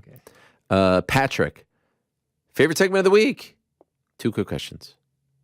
Ariel, if Dylan Dennis or Dillian, why do people call him Dillian, were to come over to the UFC, do you think he could beat any of the top 15 guys at welterweight? Who's top 15? Anthony Hernandez. No, wait. That's middleweight. Michael Chiesa, Neil Magny, Kevin Holland, Jack Della. I feel comfortable saying at this juncture, no. Agree or disagree, gents? Yeah. Everyone went to the bathroom again? I think so. Cool. I'll say no. I'm trying to include everyone, but I keep appreciate getting left it, hanging here. GC, is he there? Yeah, right here, brother. Okay. Just ask you a question. I mean, you were just going to answer that one. Well, no, I thought that was for the whole class, and What? felt like I was taking the spotlight. Yeah, I mean, Rick's sitting there. I mean, he's, there he is.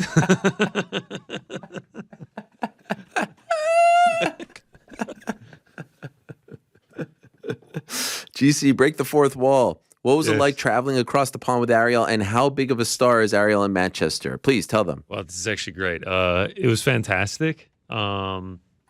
Yeah, I mean, the flight out there was easy as can be. Shout out to Virgin. Flew by. Felt like we caught the tailwind or whatever it is. Got up in the stratosphere and just breezed right along. Only took us like 5.5 hours. Star power is pretty big. Quite a few people. I took a lot of pictures, which you seem to take issue with. You're more. Oh, I had a big problem. Yeah, so, it was very kind of you. But anytime someone would come up, you would say, "Hey, want me to take the picture?" Yeah, which is actually everyone's trying to take these terrible selfies. No, I like the selfie. Like, I'm standing right here with my hands in my pockets. You want me to just take the picture? Quick in and out selfie. Let's do it. Here's my big issue, and it's actually something that I talked to my wife about because she says the same thing. It's a very kind thing to say. I'm not hating on you for that, but let's be honest. The phone, probably the grossest thing out there. Everyone takes it into the bathroom. Who knows who's washing, what they're doing? I'm not too, I'm not touching anyone's phone. People ask me to take a, no, thank you. So you're just like willingly asking to touch people's gross phone. Happy to do it.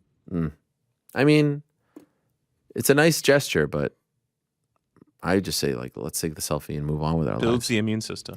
I'll take a picture with anyone. Yeah. So yeah, you pulled the old. I get that a lot, but that's not me. Which one? That's how he said it. Oh, I did that move. Yeah, it's a fun move. Well, because they say, "Are you Ariel?" And then I say, "No, I get that a lot." It's I feel like it makes for a good memory. No, I'm Drake. Feel like I get Drake. Yeah. Sometimes I'll say, "Tell me about this Ariel guy. Do you like him?" Oh yeah, he's great. Okay, then it's me. I'll pull out the ID. Yeah, I mean, it was pretty much anywhere. Restaurants, coffee shops, going to the arena. I mean, leaving the arena with you and Ade, it was just like, sheesh. It was like the paparazzi was there.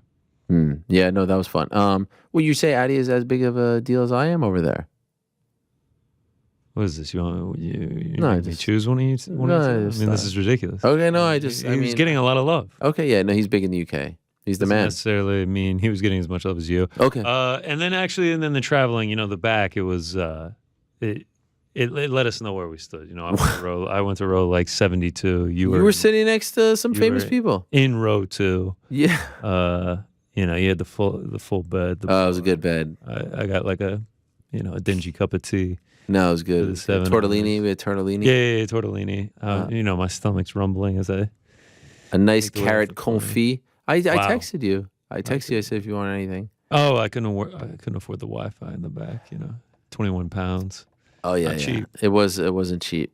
When they brought out the ice cream after the dessert, that's when I said no mas, and it was like those big ice creams. How many hot towels did they bring out? Oh, the hot towels. How was happy hour at the first? Oh, there was an actual bar. Yeah, there was an actual bar. Did they let you fly the plane a little bit too? Or? No. They wouldn't even let me look in first class. No, they were like, sir, your seat's to the right. That's riff right.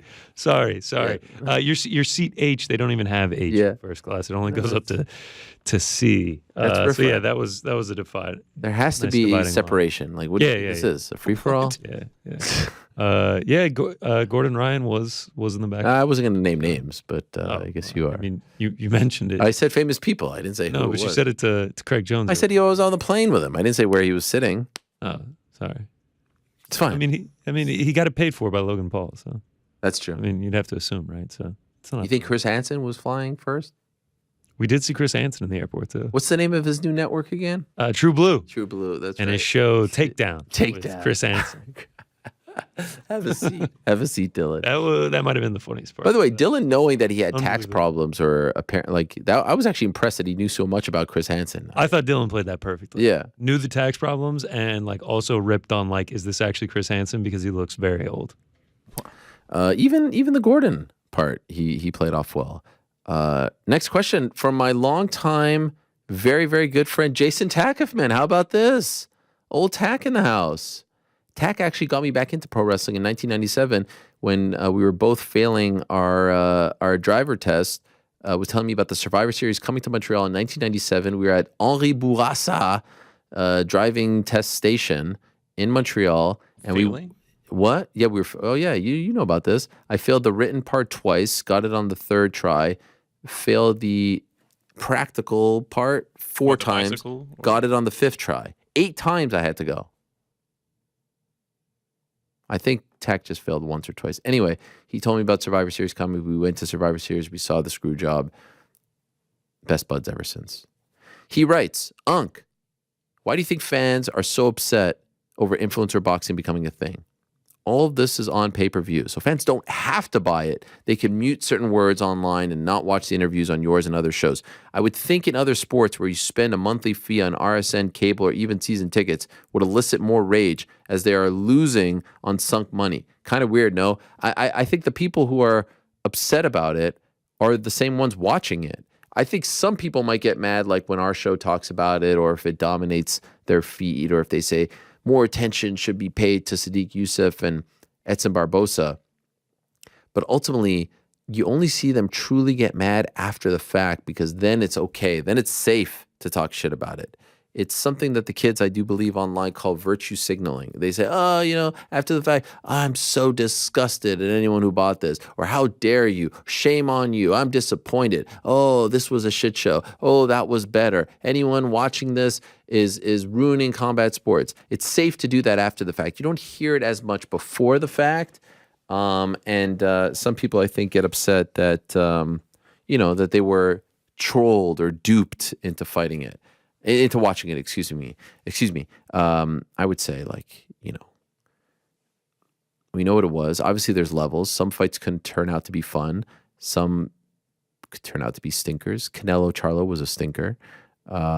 This happens. Let's not pretend that every fight is entertaining. Let's not pretend that every fight delivers. And you may feel some sort of way about it, but I know exactly what I'm watching. And I don't mind it. I can compartmentalize it. I would never dare compare Logan Paul, Dylan Dennis to, I don't know, Haney Prograis or something like Spence Crawford. And I would never dare compare Perry Alvarez to Volkanovski Islam. Like everything is different. Not everything is the same. But yet some people make that mistake. And I said on Monday, the big lesson is this isn't for us. And then I saw someone saying, here's Ariel saying it's not for us, yet he talks about it so much. Let's be fair here. You don't see us breaking down, the tag team box. I say it's fun, but that's it. We're talking about people who have, connections to the MMA world. When Jake Paul fought KSI the first 2 times, I didn't talk about it on my show. There was no real connection to our world. But then once he started to go after the MMA fighters, then it became a bit more of a story, and dare I say, a bigger story in our world than in the boxing world. Same with Dylan, and then there's a trickle-down effect. I know we don't just talk about MMA here, but there's, you understand why we talk about it here. We're not talking about Dean the Great versus Waleed Sharks 2. As great as that was, maybe one day we will devote more time to that, but, I think we're pretty consistent in how we cover the crossover boxing world. And I don't really understand why people get so worked up over it. I said on Saturday and Well, it was Sunday and Monday that I think that there's a lot of, disingenuous people out there that are just trying to curry good favor with other powers that be with their tweets, and that's fine. But I enjoy it for what it is, and then I'm back to the regular stuff the following week. Juan Sanchez, hello Ariel and crew. Quick question for this week pertaining to UFC 294. In a hypothetical situation where Alex Volkanovski turns down the fight against Islam, who would have been next in line? Would they have gone straight to Gamrot, Gaethje, Poirier, Chandler? They would have gone to Gamrot. He's the backup fighter, and he was ready to go, and I think they would have gone straight to Gamrot. I don't think the other guys were ready to go, and Chandler has the big Conor fight coming up as well. Brendan, hey Ariel, first time, long time. Does Tyson Fury have a rematch clause versus Francis? Remember when Francis was on last time? I did ask him about this, and he did imply that there was some sort of rematch clause. It's a little bit up in the air. It's a little bit not 100% clear, but he implied that there was a rematch clause of some kind. We shall see. Say Francis KOs him in the first round. What would you expect to happen next? That's a very good question. I suspect they would rematch. Do you guys agree? I mean, Rick, if Francis KOs Tyson, they're not going to go to the Usyk fight, right? They're gonna 100% rematch. Yeah, they'll run it right back, no doubt. I mean, forget the perspective of Francis is entering the world and outside the boxing world, and obviously Usyk and Fury is a collision course that was bound to happen. But just monetarily, how do you have a bigger fight than Francis versus Fury 2 if Francis knocks out Tyson? It just doesn't make sense. Obviously that's what you do because it's just the biggest possible fight that could be made. Business wise, you'd be silly to leave that on the table. You run it right back, make the money, and then if Fury does it, maybe you move on to Usyk, or maybe you do a third fight. Figure that out. But maybe we finally coaxed Tyson into that artificial 4-ounce gloves in a cage nonsense that he's always kind of prattling on about. But yeah, you absolutely run it right back. I don't see a world where if Francis wins that it is not an immediate rematch. What is your level? And Usyk just boxes somebody else. It'll be fine, just like they've been doing. What is your level of excitement? Here we are 10 days out. Not very high. Yeah. It hasn't been very visible. There's been a lot of other stuff going on. It's kind of been hard to cut through the noise. Do you see the tweets? Do you see the tweets everywhere? The promos? Yeah. The promos are good, but I think we kind of just need to see them. It needs to get to fight week, and we need to see the two big boys next to each We need other. a spark. We need a press conference. We need more than just cool promos. We need. Listen, I don't know if there's press one conference is going to. If there's one thing Dylan Dennis and Logan Paul taught us, if there's one thing that Nate and Connor taught us, and all these, you need to be emotionally invested. That's the key ingredient. It can't just be this guy versus this guy.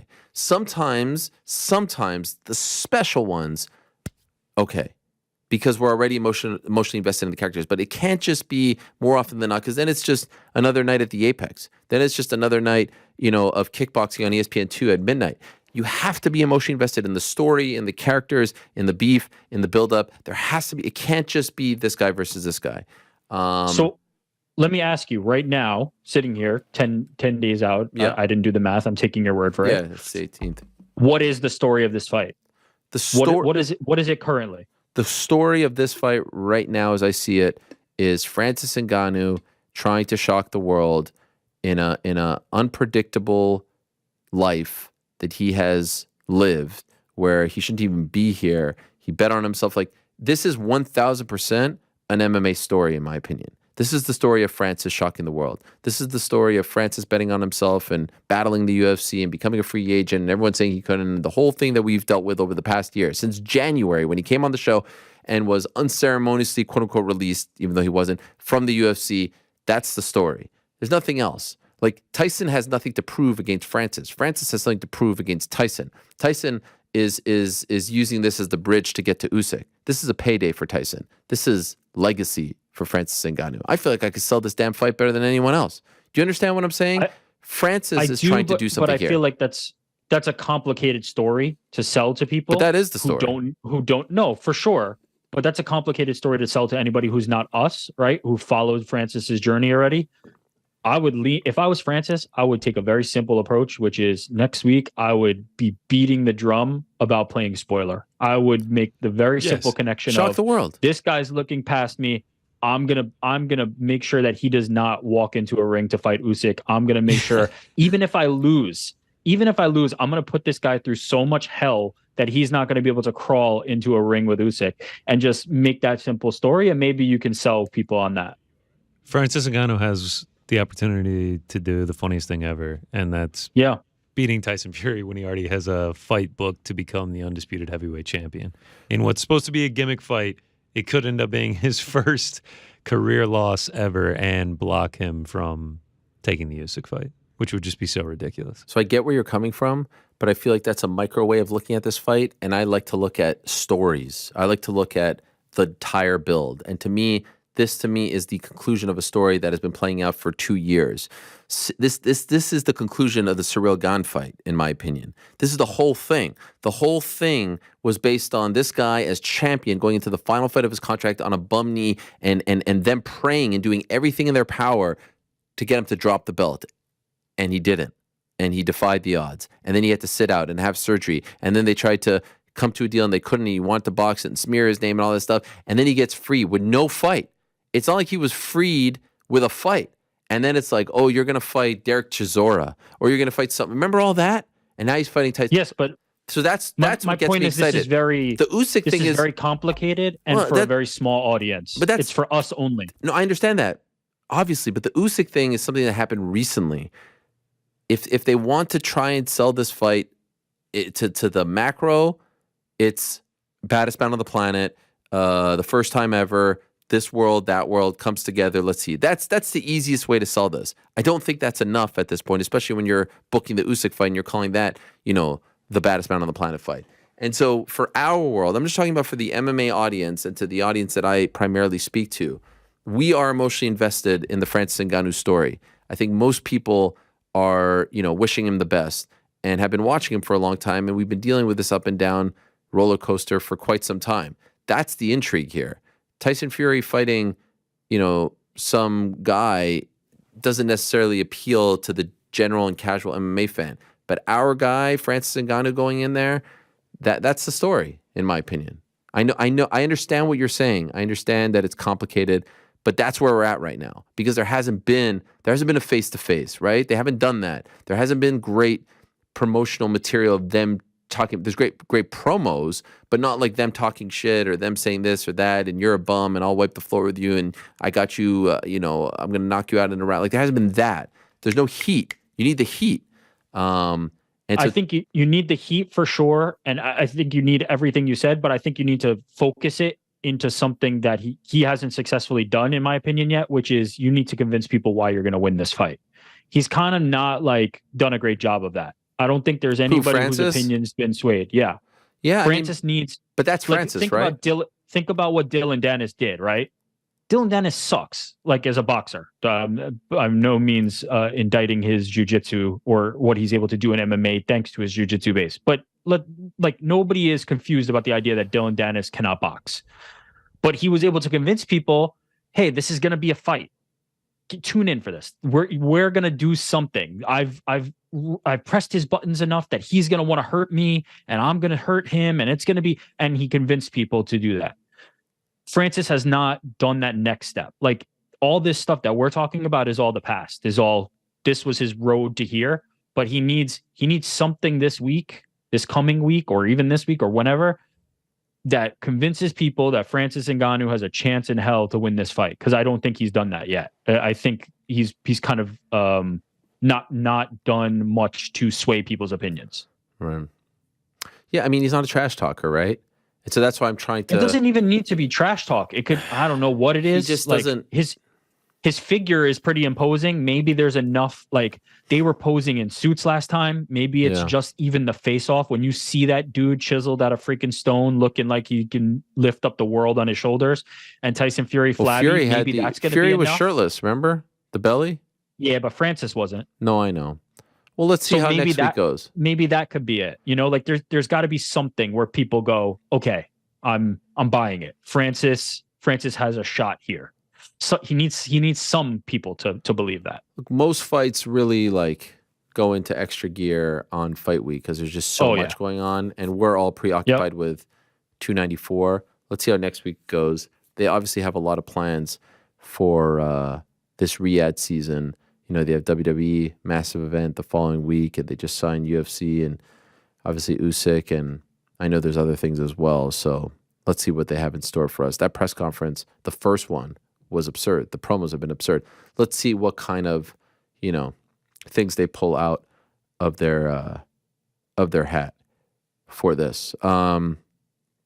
Last one, moderator Lewis, the man, Ariel. During my tenure as moderator of On the Nose, I was big on acknowledging anniversaries, celebrations, and milestones. We are officially 1 month into the reign of moderator Frank. This may interest no one else, but I would love to know his thoughts, if he's enjoying it, and have him take us behind the Frank lens. He loves that. Love as always, Lewis, moderator emeritus. Frank, your thoughts? I mean, I like it. You don't seem to love it.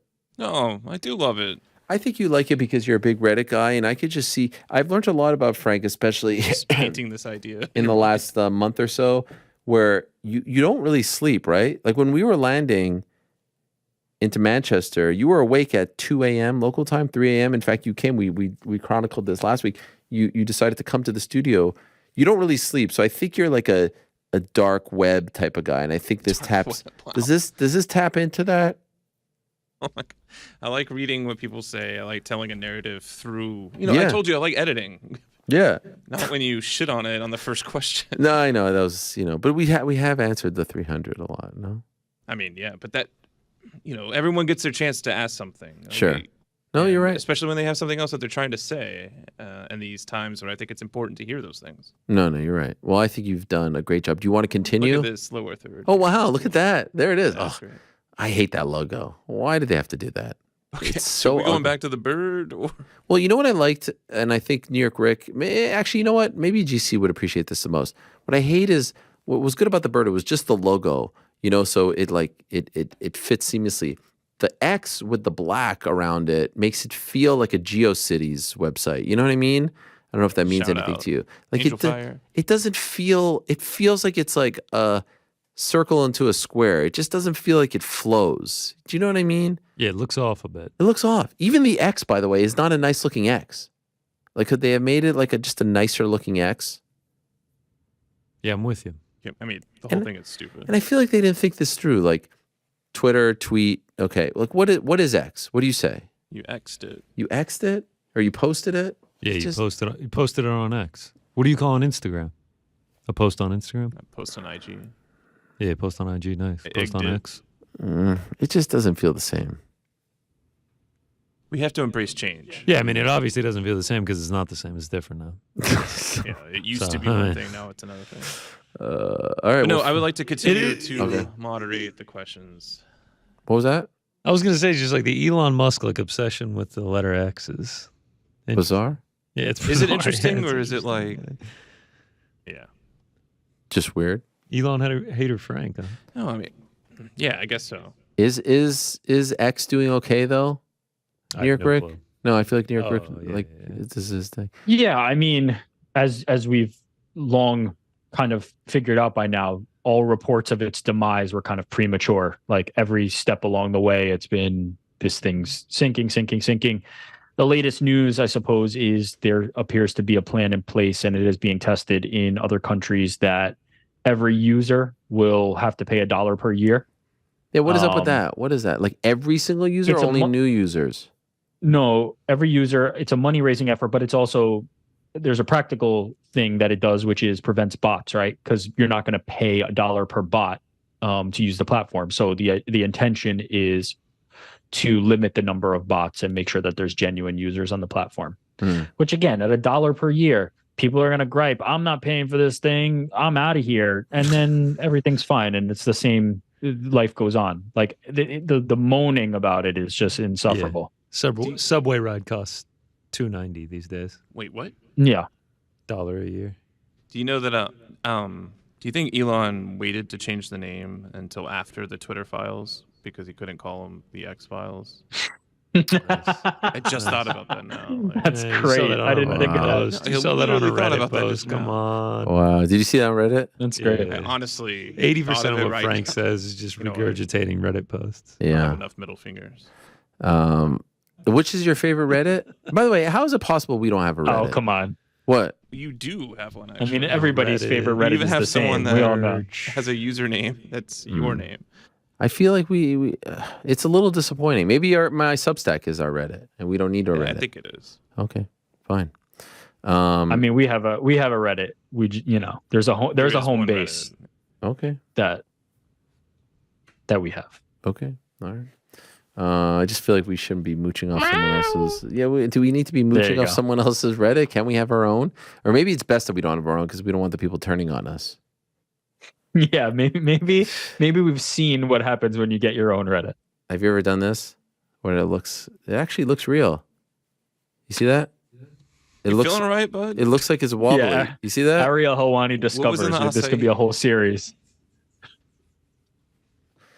Thank you very much for all the questions. Thank you to moderator Frank. Obviously, UFC 294 this weekend in Abu Dhabi. Nice little card there. I'm actually most excited for the Johnny Walker Magomed Ankalaev fight, if I'm being honest. Really, out of all of them. Mm-hmm. Just feels like that's the biggest one. Charles Oliveira against Islam Makhachev, not happening. Alex Volkanovski against... You know why I said... Do you guys know why I said Charles first there? No. No. Because the ad read still says Charles. But I feel like I saved that. Did I save it when I said that? Like you would have never known. No, those Yeah, other than this part, yeah.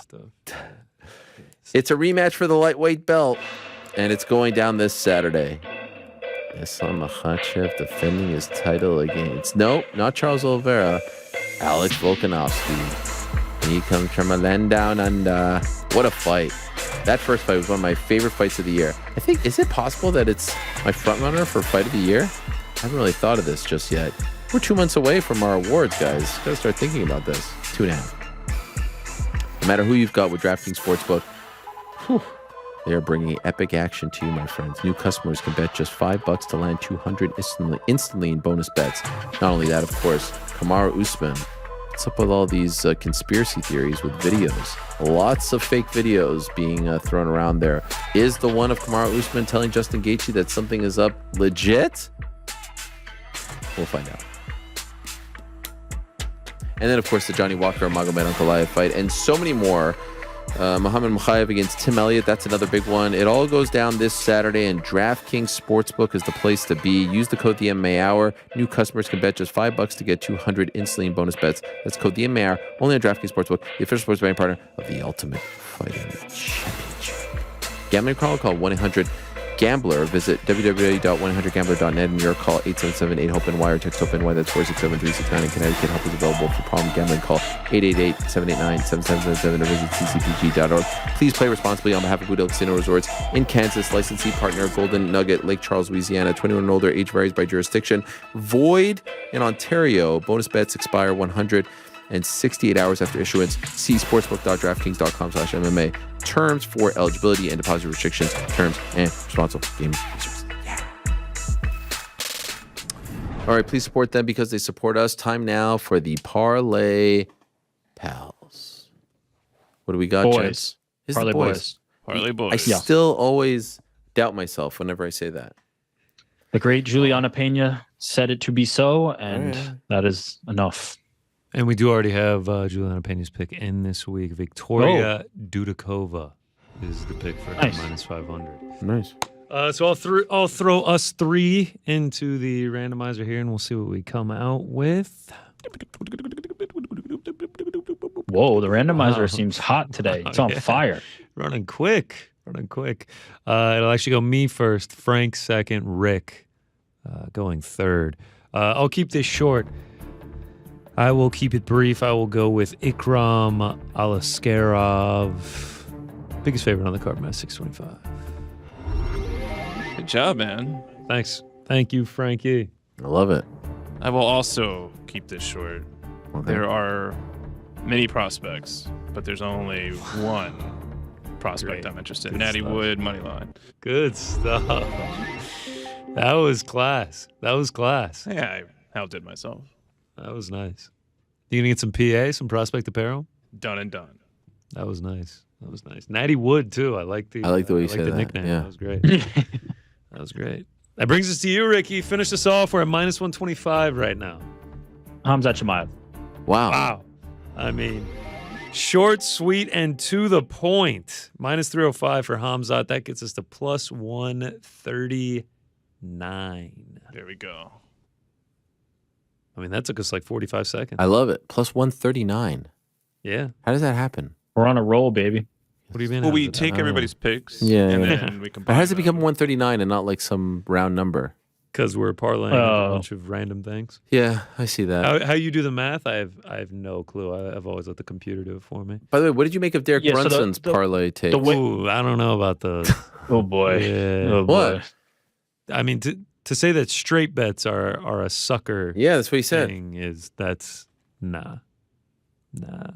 Listen, he said he has to a take system. to take 8 to 10 leg parlays and claim that single bets are for suckers is an insane thing to say. Yeah, I was wondering. I was gonna tag you in there, but I wasn't sure. I'm glad Wouldn't have been the right. Oh, why? Yeah. Why? Can you imagine cutting to his camera? I wanted to see you debate him. I mean, but he has something very that works for ridiculous. him. He has something that clearly is working for him. He's found some success with it, but that doesn't necessarily mean that it's the smartest way to go about it. All right. During that whole interview, he was smacking his lips back here. You could hear him rocking in his chair. Like, we probably should have tagged him in. Yeah, I thought it would have been good. I mean, I was definitely like, this is kind of ridiculous here. He was like, shut off the speakers, Frank. I don't want to. I mean, just like I can't get over like only taking 8 to 10 leg parlays and saying that single bets are for suckers. And going to sleep. Yeah. I get what he's saying about taking Israel Adesanya minus 600 and putting $250,000 on it is not the way to go about it. But yeah. My back was hurting. Yeah. You didn't have to stop talking. I was just stretching. I mean, I was done talking. Well, I mean, keep going for a second. Just stretch for a second. I've been sitting down here 3 hours and 50 minutes. What all was right. with you coughing earlier without the cough button? I don't know. I forgot. I think I got it most of the time. Wasn't I on point with that? I did hear But when one you cough and it people made. look at me like somehow I'm supposed to know if you're gonna cough. Well, no, I pressed it. God, there. When you coughed, it made me think about how loud my sneeze must have been that one time because I have not heard it back. Sneeze heard around the world. The fact that no one clipped that is disappointing. Yeah. I mean, that was an all-time moment for you. What else? What else for this weekend? Let's get into it. Yes, sir. Let's dive right in. I'm a sucker. I'm just gonna go ahead and say it. I mean, share a bullet. Look at this guy. You talk about playing the part. I mean, he absolutely looks the part here. Got the one eye, got the ropes around the wrist. Just looks like an absolute killer. It doesn't hurt that he's 11-0, 17-0 if you count the mixed rules MMA. 10 wins by way of knockout.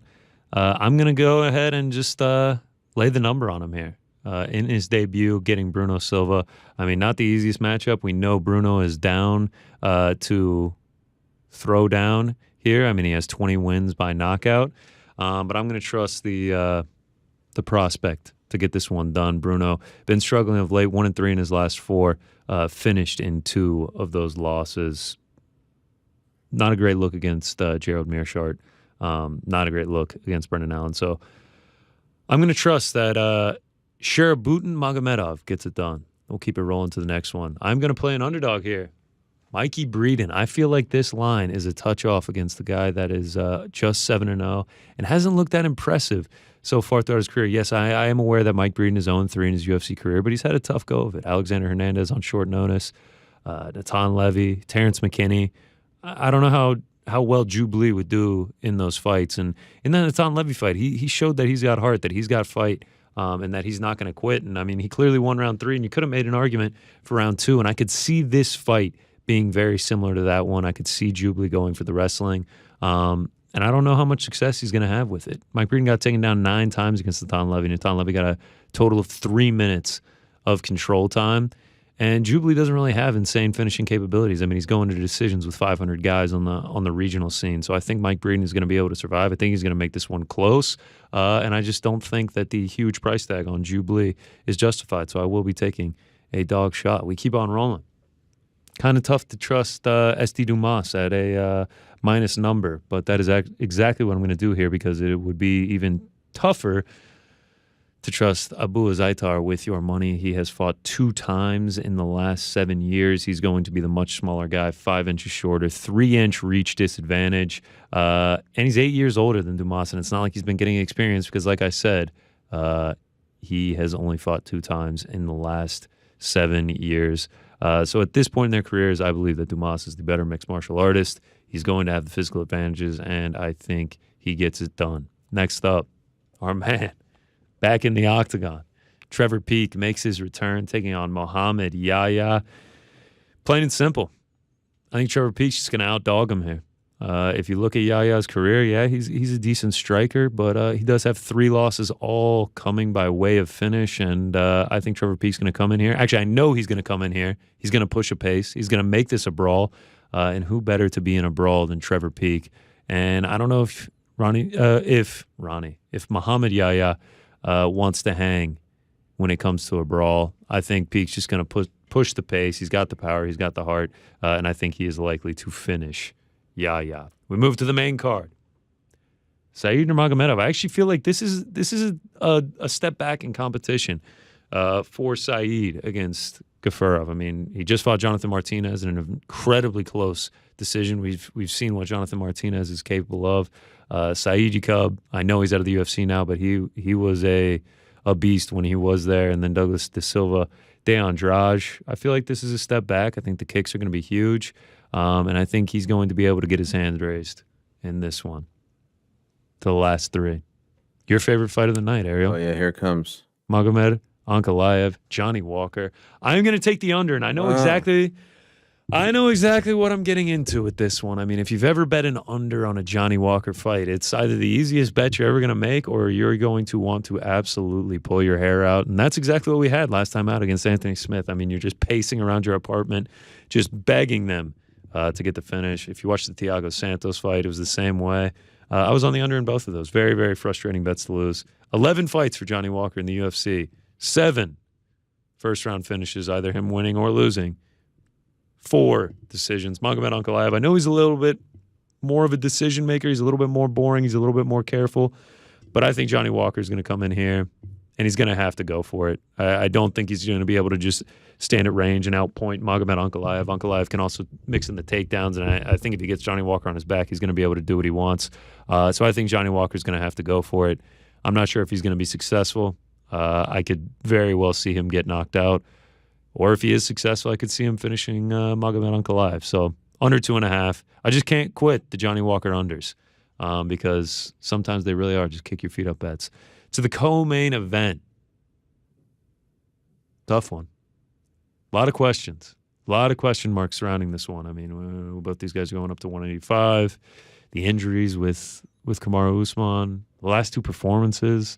Where's the motivation at? You know, the fashion, the acting, you know, losing your belt like that. With Khamzat, I mean, this is probably going to be the toughest test of his career. But when it comes to the fight itself, I do think that the size of Khamzat Chimaev, the skills of Khamzat Chimaev are going to prevail at this point in their careers. I'm going to take Khamzat Chimaev. Inside the distance, I think he gets this one done. I think he is able to get the takedowns. I know Kamaru Usman, incredible defensive wrestler, but just with the size and the sheer strength of Khamzat Chimaev, I think he's going to be able to get the takedowns. And once he gets the takedowns, I do think it's going to be bad news for Kamaru Usman. So I think he gets it done. I think he gets it done inside the distance. And then to the main event, we'll stick with the inside the distance. You see the shirt. If you don't know, earned, not given. You see the rings on the back. I mean, shout out to our guy, Alexander Volkanovski.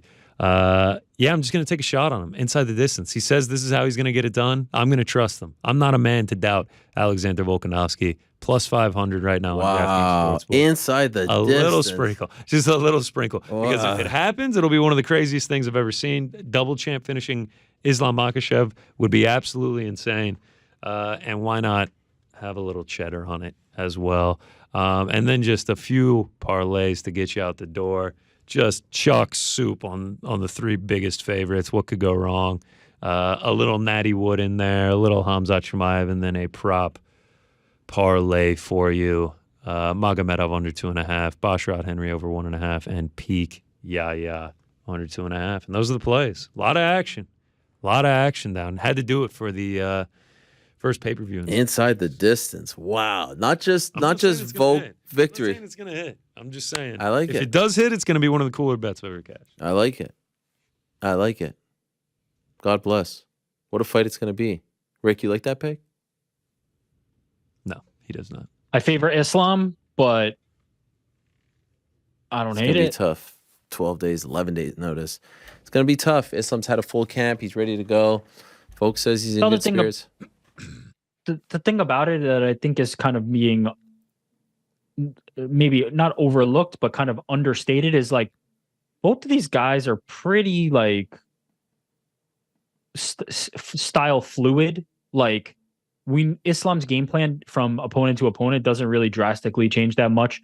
Alexander Volkanovski's game plan from opponent to opponent does change, but mostly just in the way that GSP's game plan changes, where he's shifting one area of weakness or one area of strength for another and kind of utilizing it. But like they're so well-rounded, they're so good that like I don't think the short notice aspect of it favors one or the other. I know they've kind of been going back and forth and having war of words, but like they're both so good and both so well-rounded that they're both at the same disadvantage of 12 days. I think ultimately that's not going to have a huge impact on the fight because they're both suffering the same disadvantage in that regard, and they're both so good. Well, I think I said this on Monday, definitely said it yesterday. I am infinitely more interested in this fight than I was the original main event. Charles versus Islam was a great fight, but to me, this has an amazing story. 5 rounds they went back in February, and I hope Charles gets another crack, but that first fight wasn't very close. He's had 1 win since, and I know Volk has had 1 win since as well, but golly, that first fight was supremely close. And I love the story of him taking this as champion on short notice, getting back in there. I will say I was a hell of a lot more interested in Costa versus Chimaev than Usman versus Chimaev. Yeah. This is a tough one. Usman going up to 185. Who knows where his body is at this point? Chimaev has been like chomping at the bit. Hasn't fought since last September. Isn't it crazy that you have Usman and Chimaev, historically 170-pounders? I know Chimaev had a couple at 185, but historically 170-pounders fighting essentially, it seems like, for a chance to fight for the middleweight title against Sean Strickland. I mean, what a crazy scenario that is. But that's just the way it goes. Not the day after, the Monday after the third Edwards Usman fight, I said that this was the fight I wanted to see, and at 85 actually. Mm-hmm. So I'm happy with it.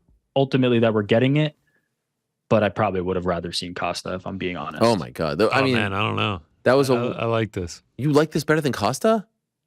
I think so. Yeah. Come on, how's that possible? There's like a 1-year build to Costa and Chimaev. Yeah, I mean, I love like the heat and the rivalry there, but the actual fight itself, I mean, Kamaru Usman is like one of the best to ever do it.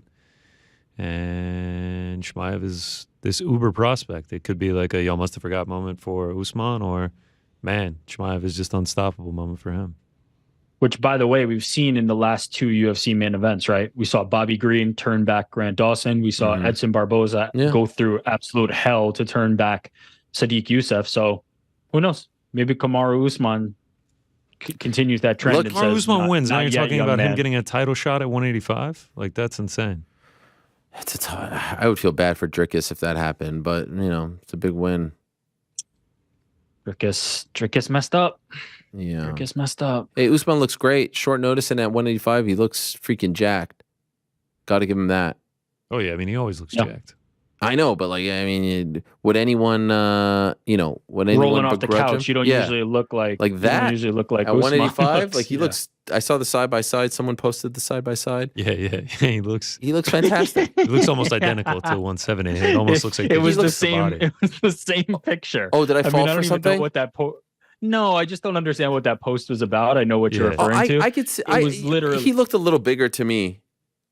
To me, it almost looked like they just changed the shorts. Maybe I got trolled. No, I There don't was a think you got different trolled. I think shadow. it was a real Maybe there was a thing. different shadow on it. No, it he was obviously wearing the new it- shorts. I know you don't pay attention. It was made to that in. stuff. No, it wasn't. It was made in earnest, but they looked exactly the same. I'm not sure what the point of that was. That happened recently with another fight where someone was like, "Look at him at this weight," and he looked the It's exact like same. exactly the same. Everyone posts Who was all he it? did was step back meme. Who was it? It Yeah. was someone recently, and he looked. Oh, it was Alex Pereira at 205. Yes, yes. Yeah. 205 Alex Pereira He looks looked the exactly exact the same. same. I don't know how that's possible. I wish I looked the same with 20 more pounds on the frame. I'm thoroughly excited for both these fights.